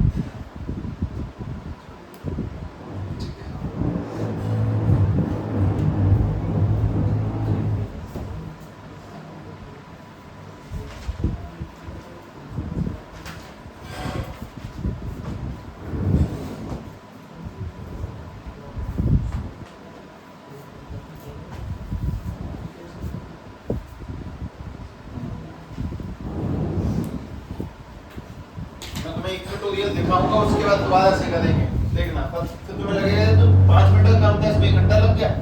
हाँ लगता है शुरू में, वाकई में। ट्यूटोरियल देखते हैं सभी लोग।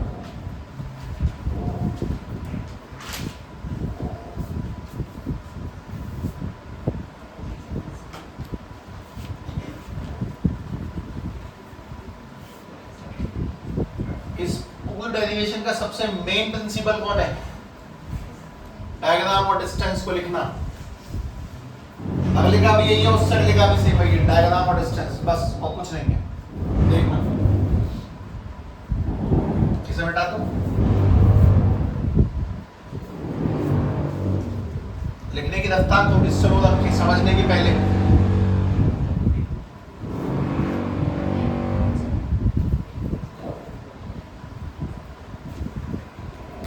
हाँ भाई ये मैं कंफ्यूज हूँ, कौन सा चल रहा है, सारे के सारे सेम हो।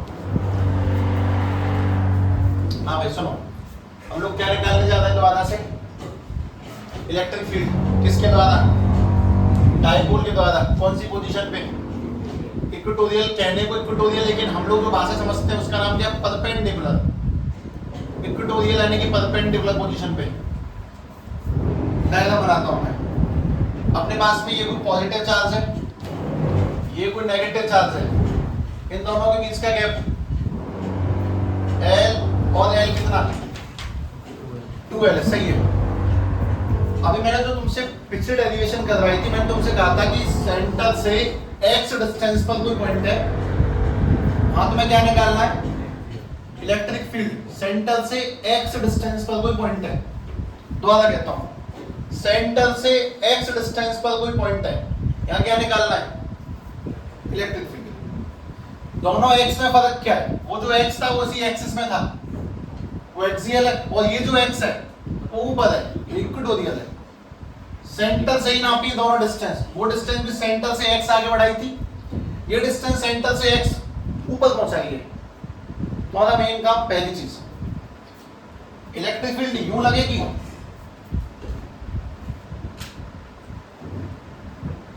इलेक्ट्रिक फील्ड ऐसे लगेगी, लेफ्ट राइट या सीधे सीधे। ये बात सोचो, तो बहुत सिंपल सी बात बताई जाती है, ये कोई राज दरबार है, तुम लोगों ने जो महाभारत देखी हो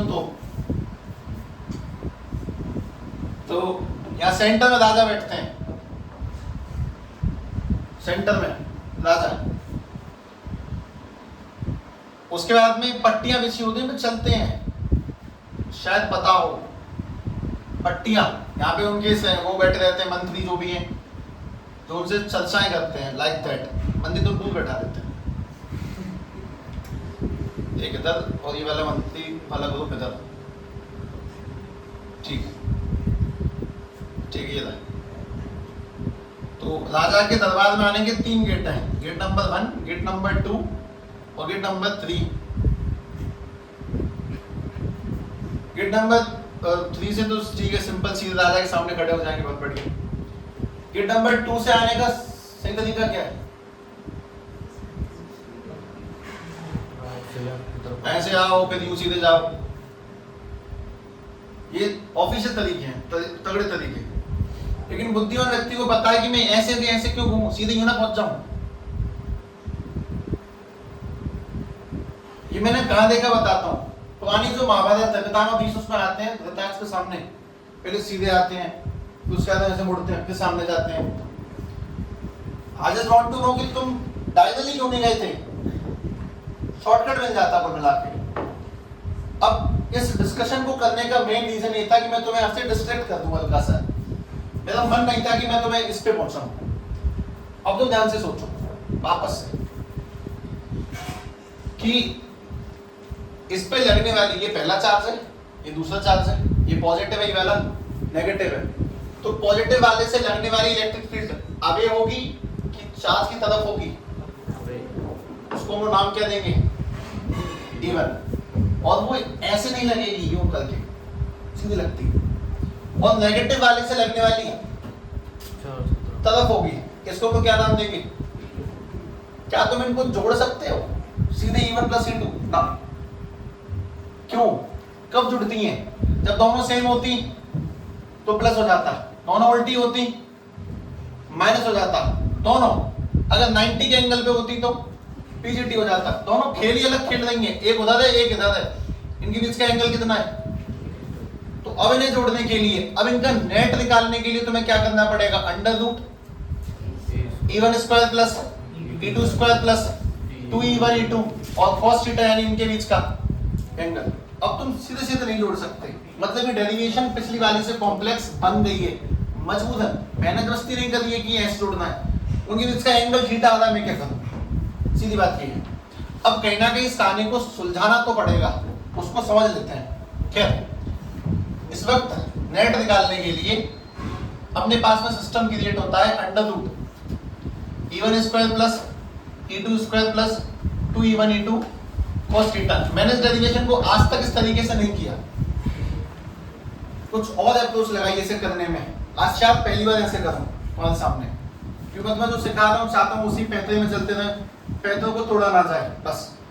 तुम्हारी क्लास में जो करी जाएगी ना उसमें कंपोनेंट तोड़ ताड़ के जाने कैसे, ध्यान रखना। मैं वापस कहता हूँ, इसमें तुम्हारी क्लास में कंपोनेंट तोड़ेंगे हम लोग। कंपोनेंट वाला काम इसलिए नहीं कर रहे फिलहाल कि थोड़ा दुख के करने में ज्ञान है, सारी बातें इकट्ठा समझाने की कोशिश कुछ ना समझाने का रिजल्ट दे देगी, कुछ समझ में नहीं आएगा। इसीलिए क्लास कंपोनेंट बात की बात है, छोड़ो इसको समझता हूं मैं। पहले तो तुम सभी मुझे डिस्टेंस बताओ कितनी है।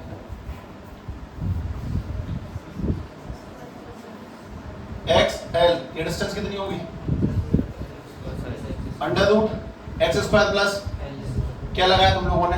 पीजीटी। ये डिस्टेंस आ गई under root x square plus l square. Diagram और डिस्टेंस यही दो मेन चीजें। दोबारा से फिर से सोचना, ये तो E2 है, मैं नीचे लिख देता हूँ। ये x है, ये l है, ये x है, ये l है। ये वाली डिस्टेंस कितनी होगी? Under root x square plus l square. Even कहाँ जा रहा है? ऊपर। E2 कहाँ जा रहा है? नीचे। दोनों को जोड़ नहीं सकते, दोनों में क्या अप्लाई करेंगे? Under root E1 square E2 square 2E1 E2 cos theta. जोड़ नहीं सकते, मेरी गलती नहीं है, मैं क्या करूं? खैर सोचते हैं। पहले सभी लोग E1 के बारे में सोचें। मुझे पता है कि इलेक्ट्रिक फील्ड निकालने का फॉर्मूला होता है KQ अपॉन में KQ अपॉन में R स्क्वायर। तो अगर मैं E1 निकालना चाहता हूं तो KQ अपॉन में ये डिस्टेंस कितनी है? Under root x square plus l square का होल स्क्वायर। ये E1 निकल के आ गया। और अगर E2 निकालते हैं तो वापस से बोलो KQ अपॉन में प्लस माइनस का तो चक्कर है ही नहीं, कभी भी मना किया तुमसे।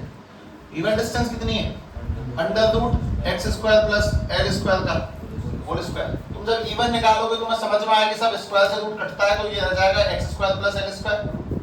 और वापस से अगर E2 निकालेंगे तो ये भी आ जाएगा KQ अपॉन में x square plus l square. ठीक।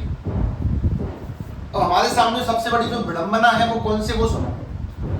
हम बस इस चक्कर में फंसे हुए कि सब E1 इस तरफ है और E2 नीचे की ओर है, इन्हें जोड़ेंगे कैसे?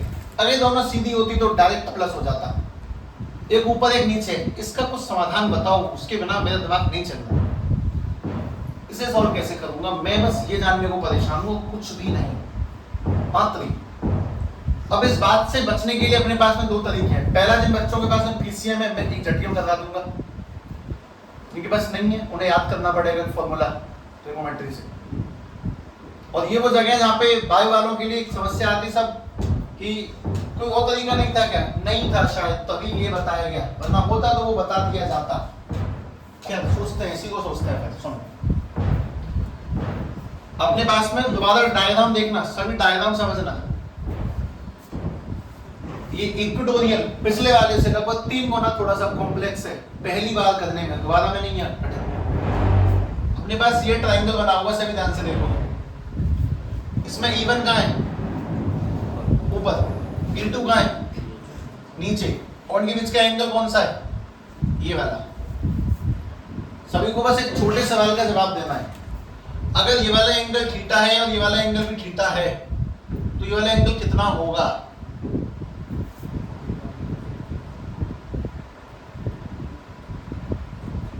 अगर तुम्हें बात नहीं पता है तो दोबारा सवाल सुनो। अपने पास में ये बहुत बार काम आने वाली चीज है। ये वाला एंगल 30 है, ये वाला एंगल 40 है।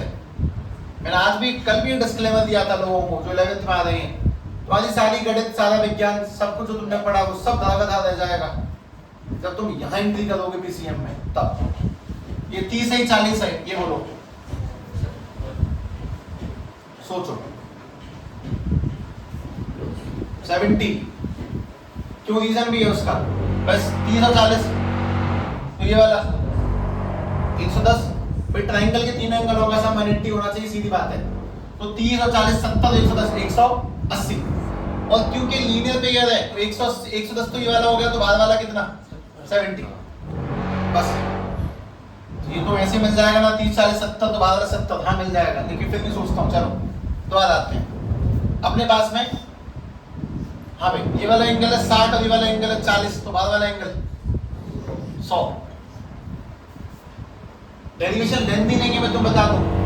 उन डेरिवेशनों को कराने के लिए दिखाई गई बेसिक मैथ की छोटी छोटी चीजें वो सवाल को, वो कंसेप्ट को लेंदी बना देती हैं। लेकिन जैसे तुम उन्हें एक बार सीख जाते हो, अगली बार मुझे तो मैं उसको रिपीट कराने की नीड नहीं होगी, मैं घट टू घट सॉल्व करूंगा, तुम ध्यान से देखते जाओगे, तुम्हें पता चल जाएगी चीजों को। कुल मिला के तुम मुझसे सुनना चाहते हो कि सर 60 और 40 100 होगा। हाँ, अगर मैं तुमसे दोबारा कहता हूँ कि अपने पास ये वाला एंगल थीटा है, ये वाला एंगल थीटा है, तो बाद वाला एंगल जुड़ेगा, थीटा प्लस थीटा 2 थीटा होगा, दोनों के बीच का एंगल 2 थीटा, दैट्स इट। मैं तुमसे ये कह रहा हूँ E1 और E2 के बीच का एंगल 2 थीटा। तो जब दोनों का नेट निकालेंगे तो नेट निकालने का फॉर्मूला क्या बनेगा, under root E1 square plus E2 square plus 2 E1 E2 cos theta, नहीं 2 थीटा, दोनों के बीच का एंगल 2 थीटा। चीजें लेंथी इसीलिए कि हम उन बातों को रिवाइज करते हैं जो शायद हमें आनी चाहिए, और तुम नहीं करते, सब रिवाइज करते हैं, किसी को नहीं आती पहले से। सबको पहले फेज में लेंथी लगती है, जब तक ये दोबारा फेज में नहीं उतरेंगे तो मैं आसान नहीं लगेगी, ये भी सत्य है। खैर सोचते हैं, वैल्यूज को पुट करते हैं, आंसर निकालते हैं अपना, और कुछ नहीं, ज्यादा कोई बड़ा काम नहीं है।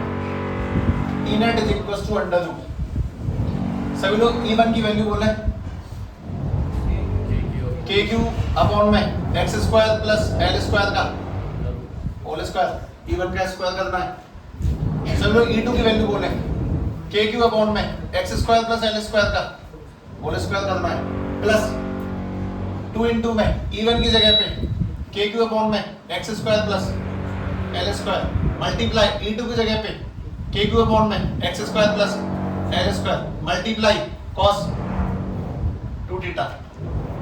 मैंने कोई नई बात नहीं फैलाई, सीधी बात है, दोनों के बीच का एंगल सेम नहीं है, अपोजिट नहीं है, तो मुझे इस फॉर्मूले का यूज करना पड़ा।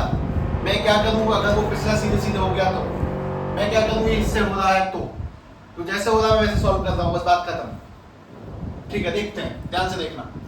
तुम लोग कम से कम एक बात तो समझ गए होगे एटलीस्ट। इस पूरी पार्टी को दोबारा लिखता हूँ, ध्यान से देख ही लेना। अब तो ये लिखा है KQ अपॉन में x square plus l square का होल स्क्वायर, ये वाला भी लिखा है KQ अपॉन में x square plus l square का होल स्क्वायर, ये वाला लिखा है 2 इंटू, देखना KQ अपॉन में x square plus l square का। एक बात नहीं बोली मैंने अभी तक, तुमसे वापस कह देता हूं, डेरिवेशन खत्म हो चुकी है। अब तो मैं कैलकुलेट करूंगा लाइन से। इस पूरी पार्टी में से क्या कॉमन है, और वो भी किसके अंदर है, तो जैसे वो रूट से बाहर निकलेगा उसका ऊपर का जो स्क्वायर है वो कट जाएगा। मतलब मैं तुमसे ऐसा कहना चाह रहा हूँ कि कल को तुम्हारे सामने ऐसा कोई नंबर लिखा हो 4 का स्क्वायर प्लस 4 का स्क्वायर प्लस 4 का स्क्वायर, तो ना बाहर जब निकालोगे तो 4 बाहर आ जाएगा अंडर रूट में 1 प्लस 1 प्लस 1। जब 4 का स्क्वायर कहाँ गया, वो रूट से निकला ना, तो स्क्वायर कट गया। 4 के ऊपर जो स्क्वायर है, 4 के ऊपर जो स्क्वायर है, 4 के ऊपर जो स्क्वायर है, वो कॉमन लिया, रूट से बाहर आया तो स्क्वायर कट गया गलती से, तो आंसर में क्या बनेगा 4 रूट 3। जरा इस बात को वापस से यहाँ रिपीट करो, डेरिवेशन खत्म, ये तो मैथमेटिक्स चला रहा हूँ बीच बीच में। ठीक है, ई नेट निकालने की मैंने बहुत बढ़िया लाजवाब कोशिश करी, KQ अपॉन में एक्स स्क्वायर एल स्क्वायर को बाहर ले लिया, KQ अपॉन में एक्स स्क्वायर एल स्क्वायर को बाहर ले लिया, इसका स्क्वायर कहाँ गया, वो रूट से कट गया। तो इसमें क्या क्या बचा, पहला 1, इसमें क्या बचा 1, इसमें क्या बचा 2 और cos 2 थीटा। तो मैं एक बात और चमकेगी, अभी रुक जाओ। E net is equals to में KQ अपॉन में, मैं तुम्हें अभी तो बोला था x square plus l square को भी एक्स स्क्वायर ही कहते हैं।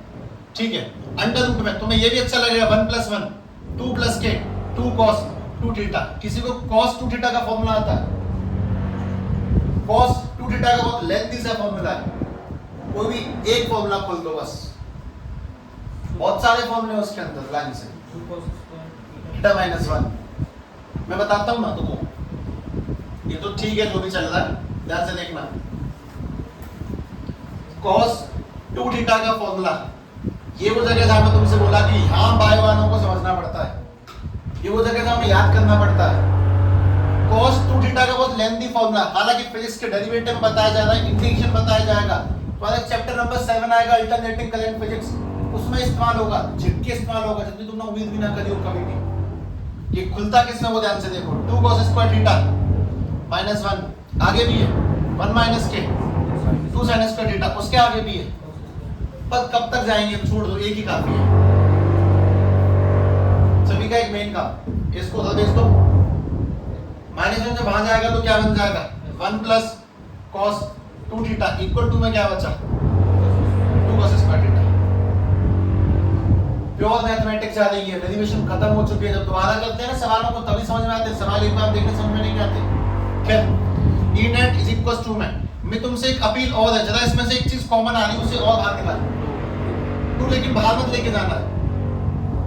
2 कॉमन लेते ब्रैकेट में क्या बचेगा, 1 प्लस cos 2 थीटा, क्योंकि मैं तुमसे कहना चाहता हूं कि भाई 1 प्लस cos 2 थीटा की जगह पे देखो, अगर इसको रखते हैं तो E net is equal to में k क्यूब अपॉन में x स्क्वायर अंडर रूट में 2 है, और इसकी जगह पे क्या बन जाएगा 2 cos स्क्वायर थीटा। और मेरे मन की एक बात बहुत बढ़िया झलक के आती है इस वजह से कि मेरे मन में बहुत अच्छी कहानी चल रही है कि 2 2 जा और 4 का रूट 2 और cos स्क्वायर का cos थीटा, दैट्स इट।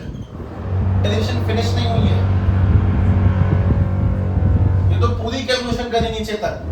मुझे पता है कि मेरी हैबिट है सवालों को सॉल्व करने की, मुझे डर नहीं लगता इनसे, तुम्हारी नहीं है इसलिए तुम कठिन समझते हो। तो अभी भी क्या बचा, इतना करने के बाद भी आंसर नहीं आया, क्या चीज बची हुई है वो मैं तुम्हें दिखाता हूँ। जो चीज बची हुई है cos थीटा की वैल्यू, इसका अंतिम और आखिरी पॉइंट है। मैंने जीवन में सीखा कि cos कितना होता है बेस अपॉन में हाइपोटेनस, तुम्हें भी जवाब देना है। ये थीटा है, ये थीटा है, थीटा के अकॉर्डिंग सामने वाला ये वाला और ये वाला, तो जरा बेस अपॉन में हाइपोटेनस बोल दो, l अपॉन में under root x square plus, मैं तुम्हें दोबारा बोलता हूं, l अपॉन में under root x square plus l square x square. अब काम आना है ना चीज, मतलब जो पिछले में किया वो कितना काम है, कटाकट आंसर आ रहा है, और x स्क्वायर के ऊपर रूट है, ये x ही बचा मान लीजिए।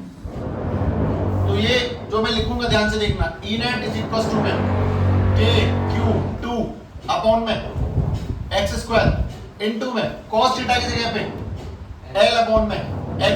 सभी लोग मुझे एक छोटे सवाल का जवाब देंगे, दोबारा देख लो जो पूछ रहा हूं भाई है। हाँ भाई सवाल ये है, p into q into 2l, k रह गया p रह गया और x स्क्वायर इंटू x। अच्छा फॉर्मूला यहाँ क्यों रोका है वो अपने आप से पूछ लो, क्योंकि पिछले का फॉर्मूला क्या था 2kp अपॉन में x क्यूब, ये वाला फॉर्मूला क्या है कि दोनों सेम होने चाहिए, दोनों छोटे होने चाहिए, दिखने चाहिए कि हमने डेरिवेशन करी है। इसी जगह पे मैंने 2 स्टार लगा दी, एक स्टार और लगा देता हूं तुम्हारे सामने कि हमने जाना कि एक्सियल पे इलेक्ट्रिक फील्ड निकालने का फॉर्मूला क्या बनता है 2kp अपॉन में x क्यूब, और अगर इक्वेटोरियल पे निकालते हैं तो फॉर्मूला क्या बनता है kp अपॉन में x क्यूब। तुम्हें क्या समझ में आता है कि एक्सियल वाली इलेक्ट्रिक फील्ड इक्वेटोरियल वाली से डबल होती है। तो कभी कभी हम ऐसा भी कर सकते हैं, तो तुम्हारे सामने ऐसे लिख दे कि क्या ये करेक्ट है, E axial is equal to 2 multiply में E इक्वेटोरियल। हाँ भाई बिल्कुल सही है, जो एक्सियल वाली है उसमें 2 आता है लेकिन इक्वेटोरियल में 2 नहीं आता। फॉर्मूला डिट्टो सेम है 2kp अपॉन में x क्यूब। मैंने कुछ नहीं किया, बस मैथमेटिक्स जहां एंट्री हुई वहां कठिन महसूस हुआ होगा। एक बार लिखो फिर दोबारा देखिए, अपने देखते हैं एक्सियल और इक्वेटोरियल।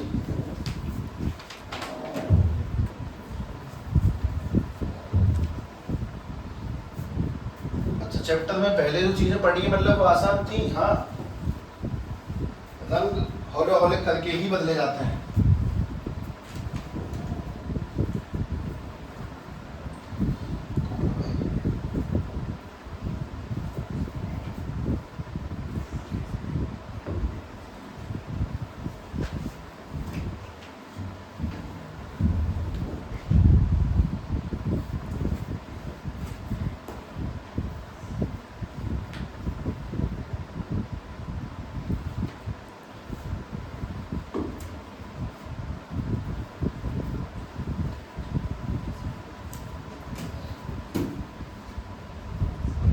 बस मुझे कुछ सवालों के जवाब, मैं इनको सीधे जोड़ा घटाया क्यों नहीं, ये इसमें एंगल बन रहा है इस वजह से एंगल के केस में फॉर्मूला क्या लगाया वो लगा दिया, जितनी छोटी छोटी बातें हो सकती थी बता दी। इसलिए थोड़ा सा लेंथी होगी मैथ आई, मुझे मैथ के सवालों से डर नहीं लगता, इसलिए मैं धुआंधार डेरिवेशन करता है, कहीं तक तो जाके रुकेगी, तुम्हारा वो डर हो सकता है, इसीलिए कहीं ना कहीं चीजें कठिन महसूस होती हैं, वरना है कुछ नहीं, बस ऐसे हवा बना रखा है चीजों का, just a game of understanding. और अंडरस्टैंडिंग कैसे आती है वो भी सुनो, प्रैक्टिस। तुम पे रिवीजन करने को क्या नहीं है, तुम जो पढ़ रहे हो उसे रिवाइज करो, तुम पे जो बुक है उनके सवाल करो, जैसा कि मैं अभी बोला, डेली 2-2 3-3 घंटे जो चैप्टर चला दिए उनको लगातार पढ़ाओ, 50 से 100 क्वेश्चन डेली करना भी कम है, उन्हें करें लगातार।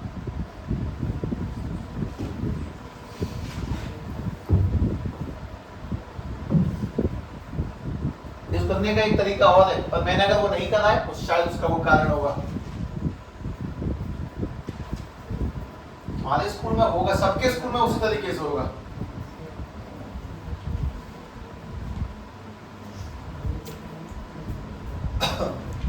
हाँ, by the way 2 kp upon में x2 और kp अपॉन में x2 है किस चीज के फॉर्मूले? इलेक्ट्रिक फील्ड के। किसके कारण?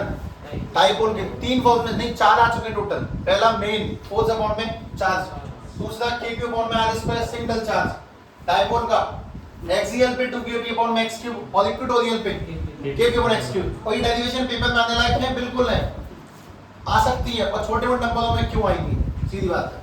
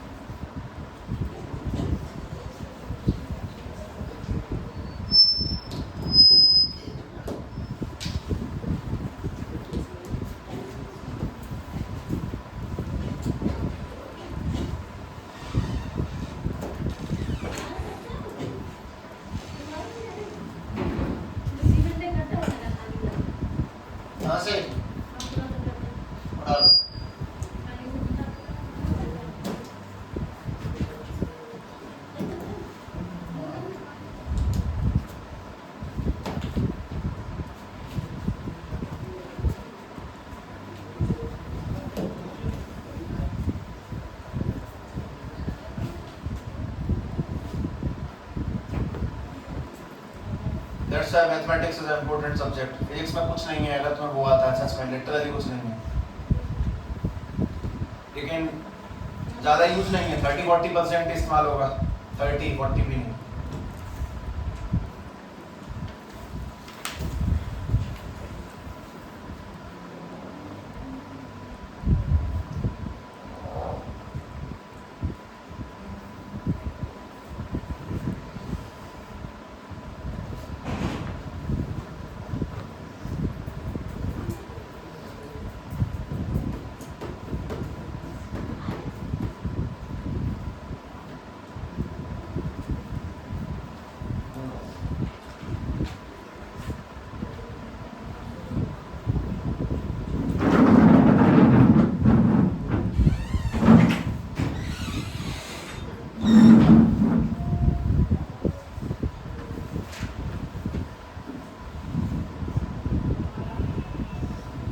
प्रैक्टिस करने की आवश्यकता है। ब्लाइंड मैं भी तो तुम्हारे सामने बिना देख कर रहा हूँ, बिना देखे ही कर रहा हूँ सब कुछ obviously. Just a game of hands memory. हाथों में चलने दें। तू परसों एब्सेंट था ना, वो कुछ ऐसी बातें होती हैं जो शायद मैं भरपाई नहीं कर सकता उनकी, और जो आज एब्सेंट होगा उनकी कैसे, मतलब मैं तुम्हें संभालते हुए आगे बढ़ा रहा हूँ।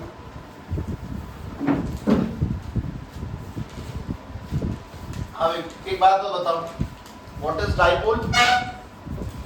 नथिंग, जस्ट एक arrangement of two charge equal and opposite kept at a distance of 2l। Movement निकालने का तरीका q into 2l, unit cm, coulomb metre, direction negative से पॉजिटिव, और dimension alt alt, ampere, length and time. ठीक है, अच्छा dipole से निकलने वाली फील्ड लाइंस कैसी होती हैं? Just like a bar magnet.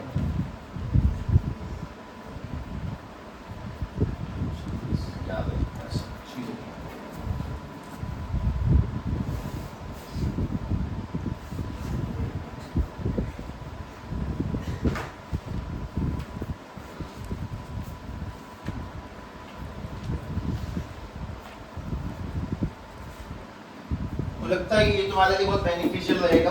उसका रीजन ये कि इसमें कुछ ऐसे फीचर है कि तो तुम पढ़ रहे हो वो एक क्यूआर कोड से तुम्हारे पास अवेलेबल हो जाएगा खट्टा, जो भी मैं लिखूंगा इकट्ठा डाउनलोड हो जाएगी पीडीएफ साथ के साथ, व्हाटएवर आई एम राइटिंग। हालांकि तुम्हें लिखना है, उससे अच्छी मेमोरी कुछ नहीं होती है, पर फिर भी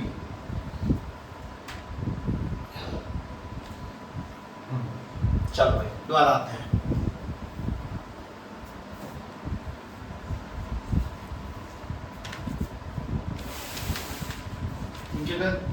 करना ही यही है, बालकों को पढ़ाना ही है, उनको तन मन धन से बढ़ा दो।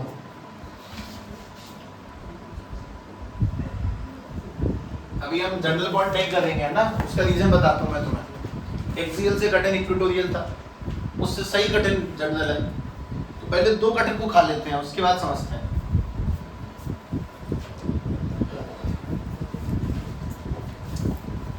तुम लोगों को सबको एक एहसास बहुत हो गया होगा कि there is a big difference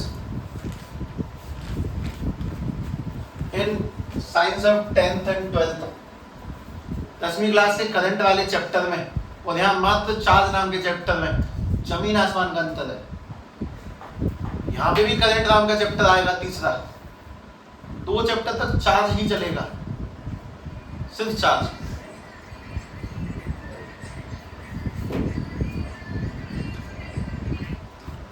hello,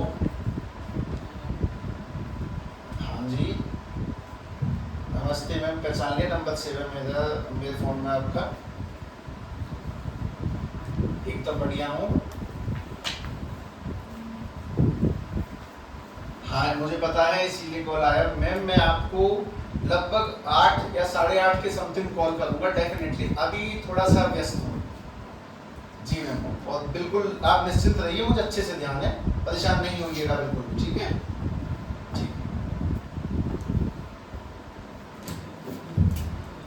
हाँ भाई, सबसे पहली काम की चीज है, हमारा पहला टॉपिक हम लोग फाइंड क्या कर रहे हैं? Electric field. मैं ऐसे सोच के लिखता हूँ, कोई इतनी बड़ी बड़ी हेडिंग क्यों नहीं बना दी फिजूल में?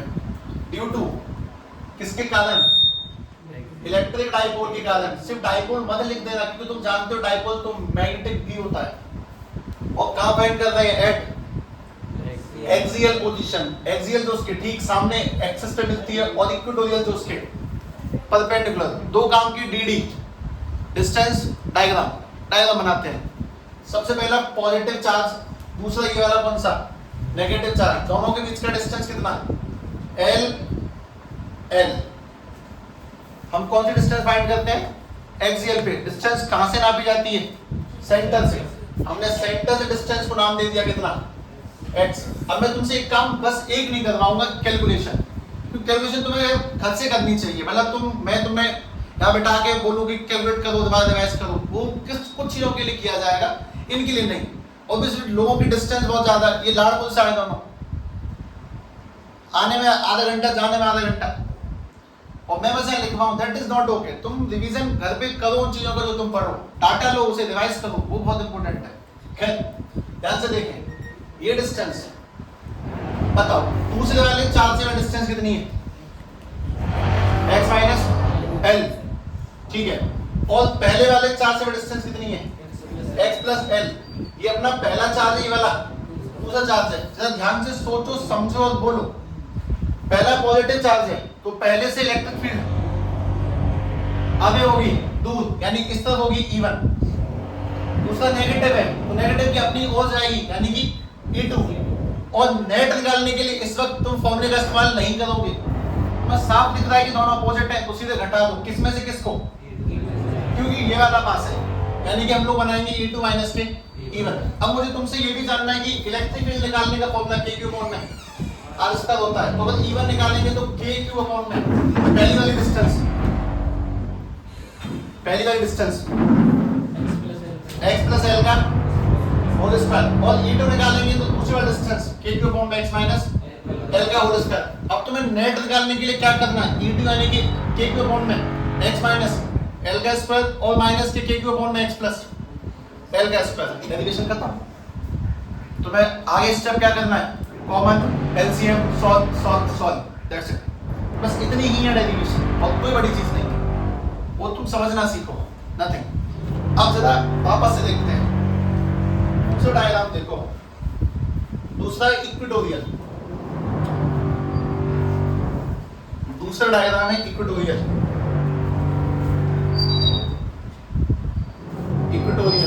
पोजीशन। तो इक्वेटोरियल पोजीशन के अंदर आपका डायग्राम पूछते हैं, ये पॉजिटिव चार्ज ऑब्वियसली ये वाला नेगेटिव चार्ज, दोनों के बीच का डिस्टेंस L और L, ठीक है जी। सारी डिस्टेंस कहां से नापी जाती है, सेंटर से। हम पहले सेंटर से x कदम आगे गए थे, अब सेंटर से x कदम ऊपर जाएंगे।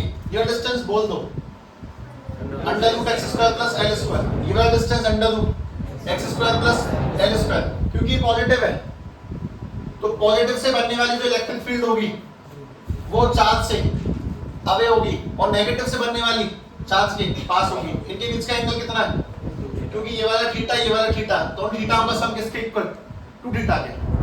तो जोड़ने का तरीका क्या अपने पास में, E net is equal to में हम लोग सम कैसे निकालेंगे, अंडर रूट E1 का स्क्वायर प्लस E2 का square plus 2E1 E2 cos theta 2 theta. तुम बस एक चीज से नहीं डरोगे कैलकुलेट करने से, मैं सोचना चाहता हूं E1 के बारे में। E1 निकालने के लिए K क्यूब अपॉन में डिस्टेंस का square x square plus l square काट दिया रूट, और E2 निकालने के लिए K क्यूब अपॉन में डिस्टेंस का स्क्वायर x स्क्वायर प्लस, बस तो वैल्यू पुट करके आगे सॉल्व करना है। कहने को मैंने बस कह दिया सॉल्व करना, लेकिन वो जो सॉल्व करेंगे तब बहुत बढ़िया मामला बसेगा। एक जगह 1 प्लस cos 2 थीटा बनेगा, उसको तुम 2 cos स्क्वायर थीटा में तोड़ोगे, और दूसरी जगह पे cos थीटा इक्वल टू में बेस अपॉन में हाइपोटेनस अर्थात l अपॉन में under root x square plus l square, इसको तुम l अपॉन में अंडर रूट x स्क्वायर कहोगे और वहीं से कट के l अपॉन में x बन जाएगा। सॉल्यूशन करते टाइम पे 2 टर्निंग पॉइंट आएंगे। अब जैसे मैंने 5 मिनट में डेरिवेशन क्या है वो लिख दिया, तुम भी उसी पिछले पन्ने में जाओ जहां तुमने पहले लिखा था, लिख दो बस डायग्राम डिस्टेंस ऐसे जोड़ेंगे ऐसे घटाएंगे, 5 मिनट में लिख दो। कैलकुलेशन आराम से करना, जब तक करना जब तक समझ में ना आ जाए, देख के करना, याद करके करना और करना ध्यान से। अभी पहले ये दोनों काम जैसे मैंने किए वैसे तुम करो।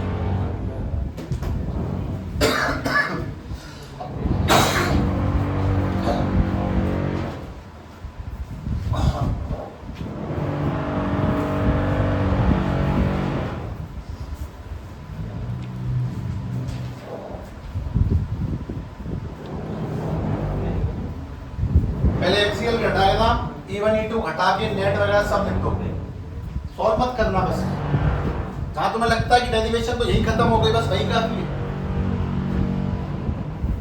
पर हाँ ये बिना प्रैक्टिस के नहीं आएगा। मतलब मुझे लग रहा है कि मैंने तुम्हें सिखा दिया, पर नहीं, कमियां रह जाएंगी, वो तभी सुधरेंगी जब तुम लिख के करोगे, और ये वास्तविकता है।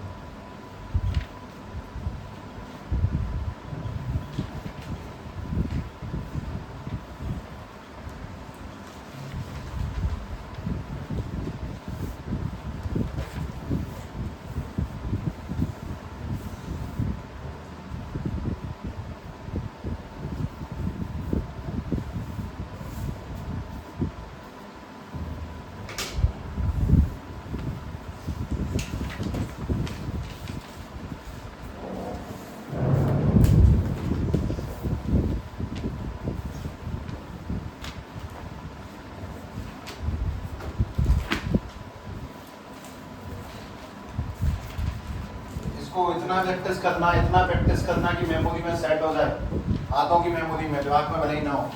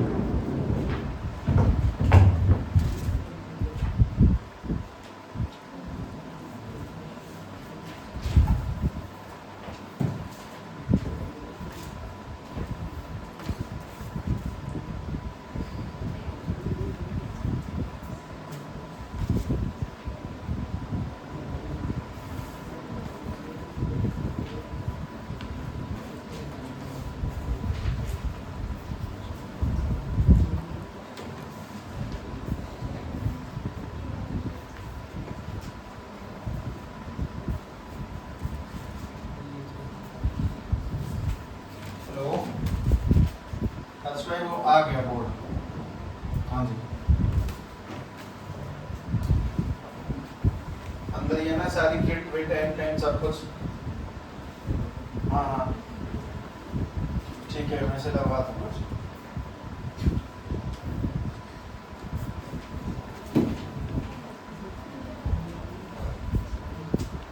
हाँ भाई, लॉजिकली करना है ना, दिमाग से रखने वाला गेम नहीं है। तुम्हें क्या लगता है मैं याद करके कर रहा हूँ? नहीं, अंडरस्टैंडिंग है सारी, सब अंडरस्टैंडिंग का गेम है। वो प्रैक्टिस से बढ़ जाती है, बस इतना फर्क है। क्या मुझे ऑब्वियसली मैं जनरल पॉइंट खत्म नहीं कर सकता, मुझे कुछ बीज डालने हैं जो काम में आएंगे बहुत ज्यादा। देखें, ये बीज बहुत काम के हैं। बहुत से लोगों को पता है कि जो बीज डलते हैं वो अगले दिन इतने काम आते हैं कि बस हम देखते रह जाएंगे। ये डिस्टेंस कितनी L, ये डिस्टेंस भी L, ये वाला पॉइंट X। अगर हम 90 के एंगल पे चले गए तो इक्वेटोरियल, अगर 0 के एंगल पे चले गए तो, और मैं ना 90 पे ना 0, मैं किसी बीच पॉइंट पर हूं, that is called general point. मतलब मुझे सेंटर से ही डिस्टेंस नापनी होती है सारी। इस जगह पर इलेक्ट्रिक फील्ड निकालना कॉल्ड जनरल पॉइंट। इस जगह कैसे निकालेंगे, जनरल पे कैसे निकालेंगे? ये तो X से ही तो बहुत बढ़िया बात है। तो थोड़ा सा और बड़ा कर लेते हैं इस पॉइंट को, अंडरस्टैंडिंग अच्छी होगी उससे हम लोगों की। हाँ ये रहा वो पॉइंट, X पॉइंट पे निकालना है। चलो एक सवाल का जवाब जैसे अभी तक दिया, ये वाला पॉइंट इस वाले चार्ज से कितना दूर है ये बताओ, एक तो, और ये इससे कितना दूर है ये बताओ। अगर ये बता दिए तो बस डेरिवेशन खत्म। डायग्राम तो मैंने बना दिया, तो डिस्टेंस और चाहिए, बाकी कुछ नहीं। डायग्राम मैंने बना दिया ना। जनरल पॉइंट कौन सा है? जो एंगल ना 0 है ना 90 है, वो बीच का है, उसे क्या कहते हैं? जनरल। अब यहां से इलेक्ट्रिक फील्ड के लिए ये वाली दूरी चाहिए, और यहां से इलेक्ट्रिक फील्ड के लिए डिस्टेंस चाहिए। डायग्राम डन, डिस्टेंस और मिल जाए, खेल खत्म। ये निकलती कैसे है? वो प्योरली मैथमेटिक्स। तो डायग्राम को समझने के बाद में सबका मेन काम है कि इसे समझें, डिस्टेंस को कैसे निकालना है। अगर ये निकाल दिया तो that's it, over and out सब कुछ। पहले मैं इसके बारे में सोचता हूँ। हमारे पास में ये L है, ये X है, और मैं तुमसे चर्चा कर रहा हूँ कि तुम में से कोई भी मुझे ये वाला डिस्टेंस बता दे, दैट इज। इसके बारे में मैं तुमसे पूछ रहा हूँ, और इसको बताने के लिए जब तक सहायता नहीं करी जाएगी तब तक कोई फायदा नहीं है। मैं तुमसे कितना ही मूड मान लूं कि देख वो दिमाग लगाओ, बुद्धि लगाओ, नहीं होगा भाई। सीधी बात यही है।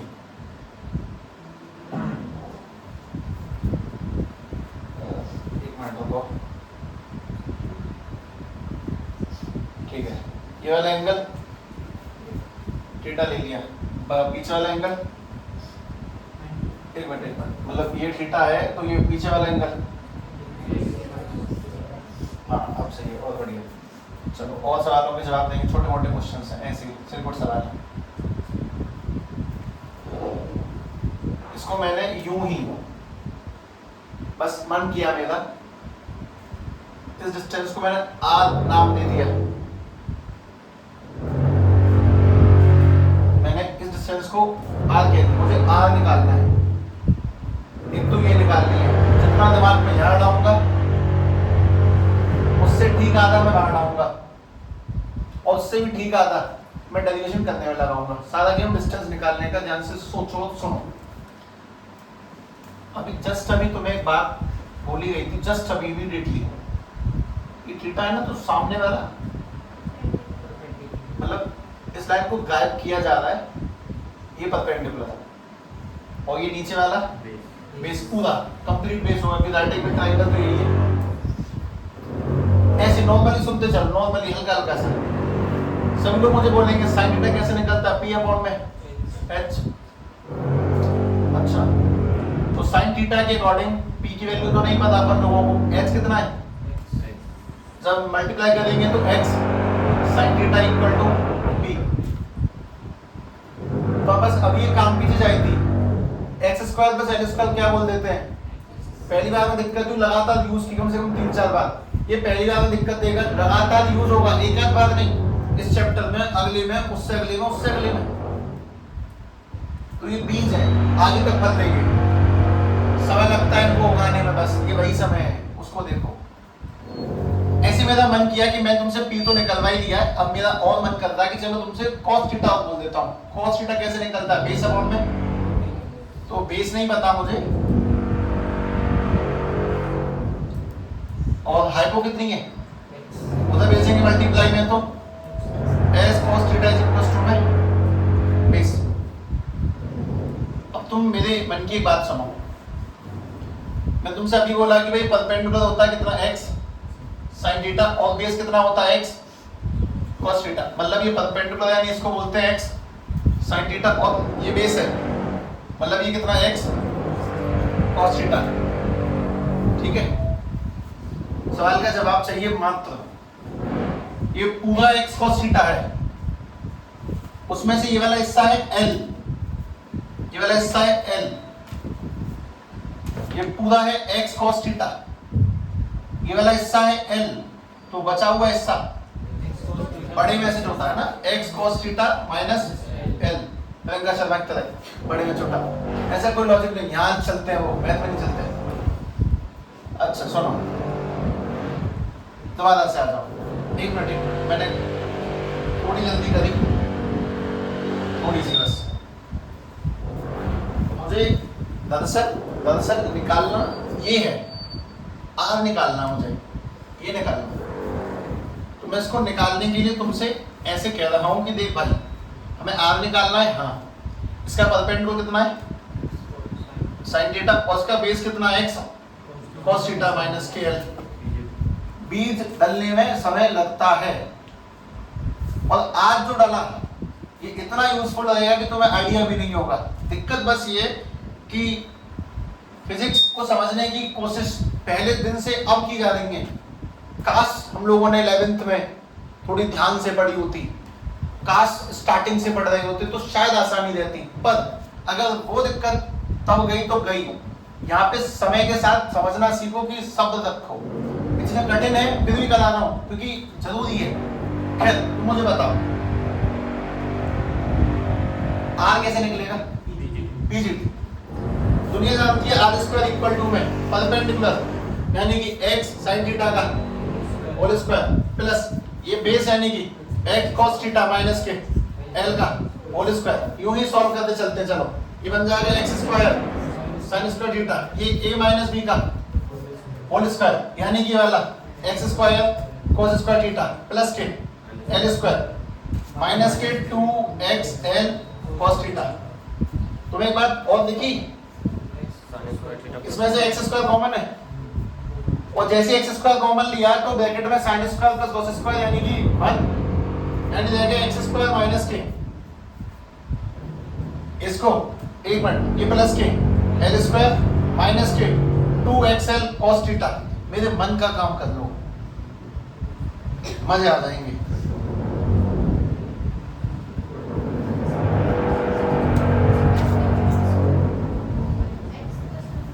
हाँ x square plus l square x square x square plus l square minus के 2x एल cos थीटा, बहुत बढ़िया ज्यादा है। X square plus l square x square और माइनस से क्या चल रहा है 2x एल cos थीटा। अब मैं एक मिनट और रुकता हूँ, मुझे कुछ और भी चमक रहा है, यूं ही ऐसी बुद्धि उड़ाने के शौक और कुछ नहीं, ऐसे दिमाग खोलने का मन किया अपना जानबूझ के। ये एंगल देखना, ये थीटा ही है ना,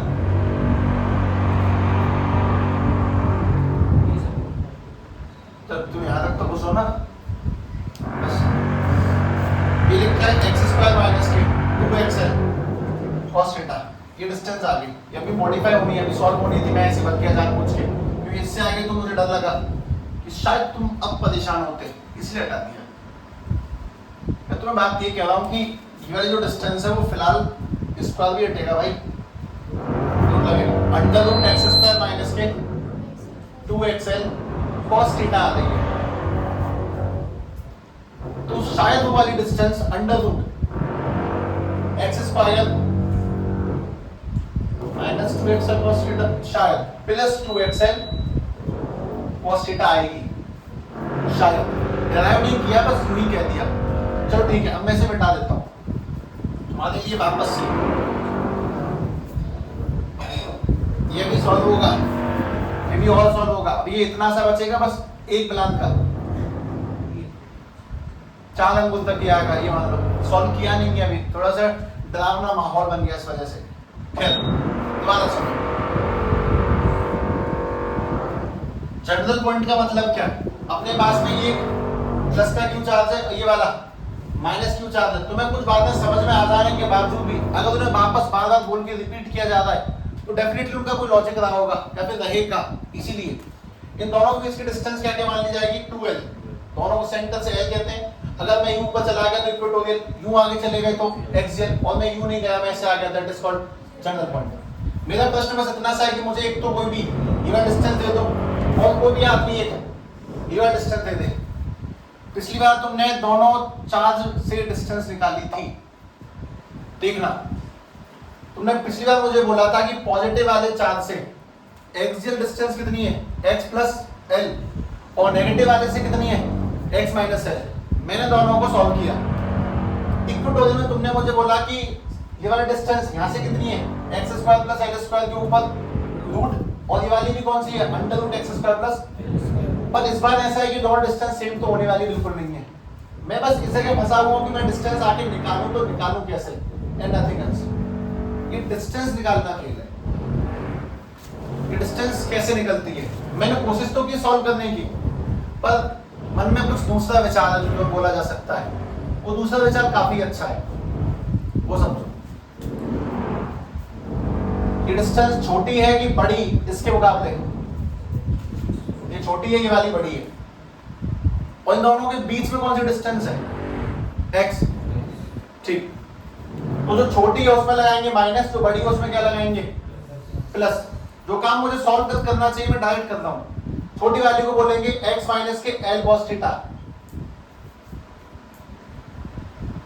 x minus l cos theta, छोटी वाली को x minus l cos theta कहते हैं। डायरेक्ट किया, याद करवाने को साफ साफ, क्योंकि समझाने वाली कड़ी तो मैंने बीच में छोड़ दी। और बड़ी वाली क्या बोलेंगे x plus l cos theta. अच्छा जी, अगर मुझे डिस्टेंस पता है तो मैं ड्राइव कर सकता हूं डेफिनेटली। कैसे? ऐसे, तो ध्यान से सोचो, ये E1 है, ये वाला E2 है। E1 से इलेक्ट्रिक फील्ड दूर और E2 से इलेक्ट्रिक फील्ड, इनके बीच का एंगल भी कुछ गड़बड़ है, तो ना तो ये सीधे सीधे जुड़ेंगे ना सीधे सीधे, ये डबल सॉल्व होंगी और सॉल्व होंगी। पर ठीक है, मैं रुका हुआ हूं। मैं तुमसे कहता हूं कि E1 निकालने के क्या करेंगे, KQ अपॉन में इनकी डिस्टेंस का स्क्वायर, यानी x plus l cos theta का स्क्वायर, और E2 निकालने की क्या करेंगे KQ अपॉन में x minus l cos theta का होल स्क्वायर। इनका नेट निकालने के लिए क्या करेंगे under root E1 E2 2 E2 का होल स्क्वायर cos थीटा। कुछ ऐसा ड्रामा ये कठिन है, ऑब्वियसली मैं जानबूझ के अपनी कलम को रोके हुए हूं, क्योंकि अब मैंने जो कोशिश की तो कहानी बहुत बिखरेगी। तो हमने स्टॉक को पूरा कर चुके हो, तुम्हारी मेमोरी उतने तक फुल हो चुकी है जहां तक तुम लोगों ने आज देखा। इसीलिए बस छोटे मोटे सवाल करें, ज्यादा नहीं, कोई बात नहीं। मुझे जो प्लांट करना था मैंने कर दिया।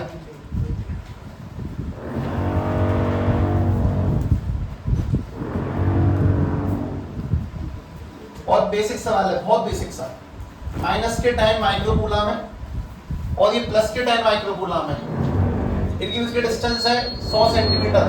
इनका पी निकालो, डायरेक्ट डाइपोल मोमेंट निकालो। ठीक है, फॉर्मूला Q × 2L होता है ना, वो निकालें।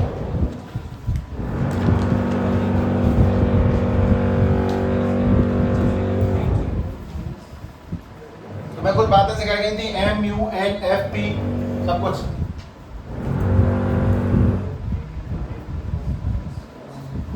फॉर्मूला है Q × 2L। और तुम्हें लगता है कि सवाल तो यूं ही दे दिया, तो नहीं, ये तो खेलेगा तुम्हारे साथ।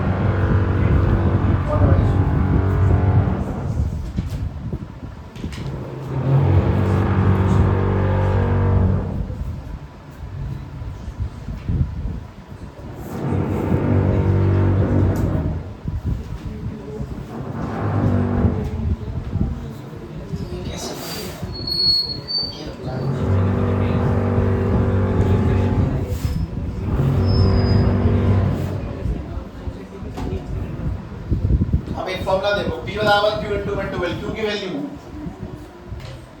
10 × 10 की पावर माइनस 6, प्लस माइनस का कोई लफड़ा नहीं है।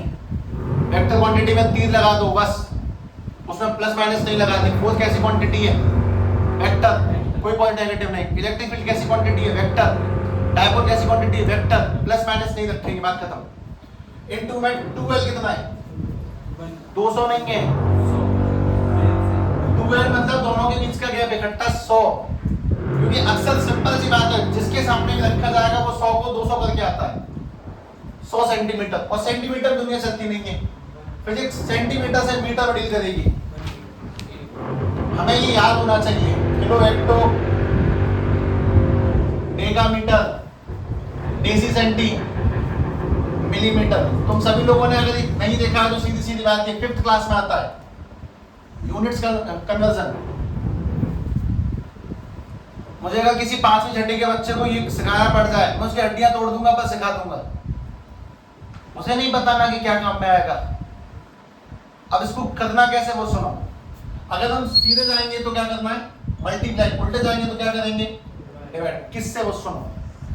अगर मुझे किलो से मीटर में जाना है, मुझसे कोई बोले कि साहब 2 किलोमीटर को मीटर में कन्वर्ट कर दो, तो मैं जहां से जाऊंगा वहां बल लगाऊंगा, और जब तक पहुंचूंगा नहीं तब तक 0, 1 2 3, यानी मैं 2 किलोमीटर को मीटर ले जाने के लिए 1000 का मल्टीप्लाई करूंगा, 2 × में 1000, आंसर निकल के आ जाएगा 2000 मीटर। इतनी छोटी बात हमें सिखाने का रीजन भविष्य की कल्पना है। बहुत सी जगहों पे फंसेंगे हम लोग महीना में। अगर मैं सेंटी से मीटर में आता हूं, उल्टे आ रहे हैं, मैं 100 सेंटीमीटर को मीटर में बदलना चाहता हूं, डिवाइड करेंगे किससे? 0 लगाओ। जहां से स्टार्ट कर रहे वहां पे 1, और जब तक पहुंचो तब तक 0, 1 2, उल्टा 100 से डिवाइड करेंगे। 100 सेंटीमीटर को 100 से डिवाइड किया तो कट के आंसर 1 मीटर, तो आंसर 1 लगेगा। सॉल्व करने में 10 × 10 की माइनस के 5 unit cm coulomb metre, unit cm coulomb metre. इस चीज को स्पेशली ध्यान रखें। सीधे जाएंगे तो मल्टीप्लाई, उल्टे जाएंगे डिवाइड। किस जगह पे ऊपर टॉप पे लिख लो अगर याद ना हो तो। Kilo hecto decametre deci centi millimetre. सीधे जाएंगे तो मल्टीप्लाई और उल्टे जाएंगे तो डिवाइड। बेसिक्स चीज। किसी का ये गलत भी है क्या? 100 का 200, 100 की जगह 100 लिख दिया, सेंटीमीटर में मीटर में लाना था, म्यू को बदलना था। अगर यहाँ पे नैनो होता 10 के माइनस के 9 लग जाती, और एम होता 10 के माइनस के 3 लग जाती। सबके पास में बेसिकली बात है कि क्या करना है वो तो बताइएगा जाके, ठीक है? आगे कल करेंगे, जनरल पॉइंट से स्टार्ट करेंगे हम लोग।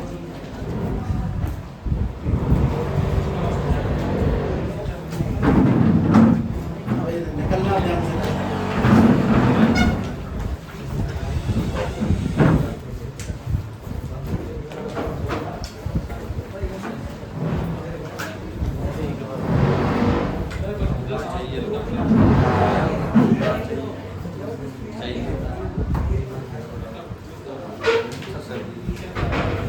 है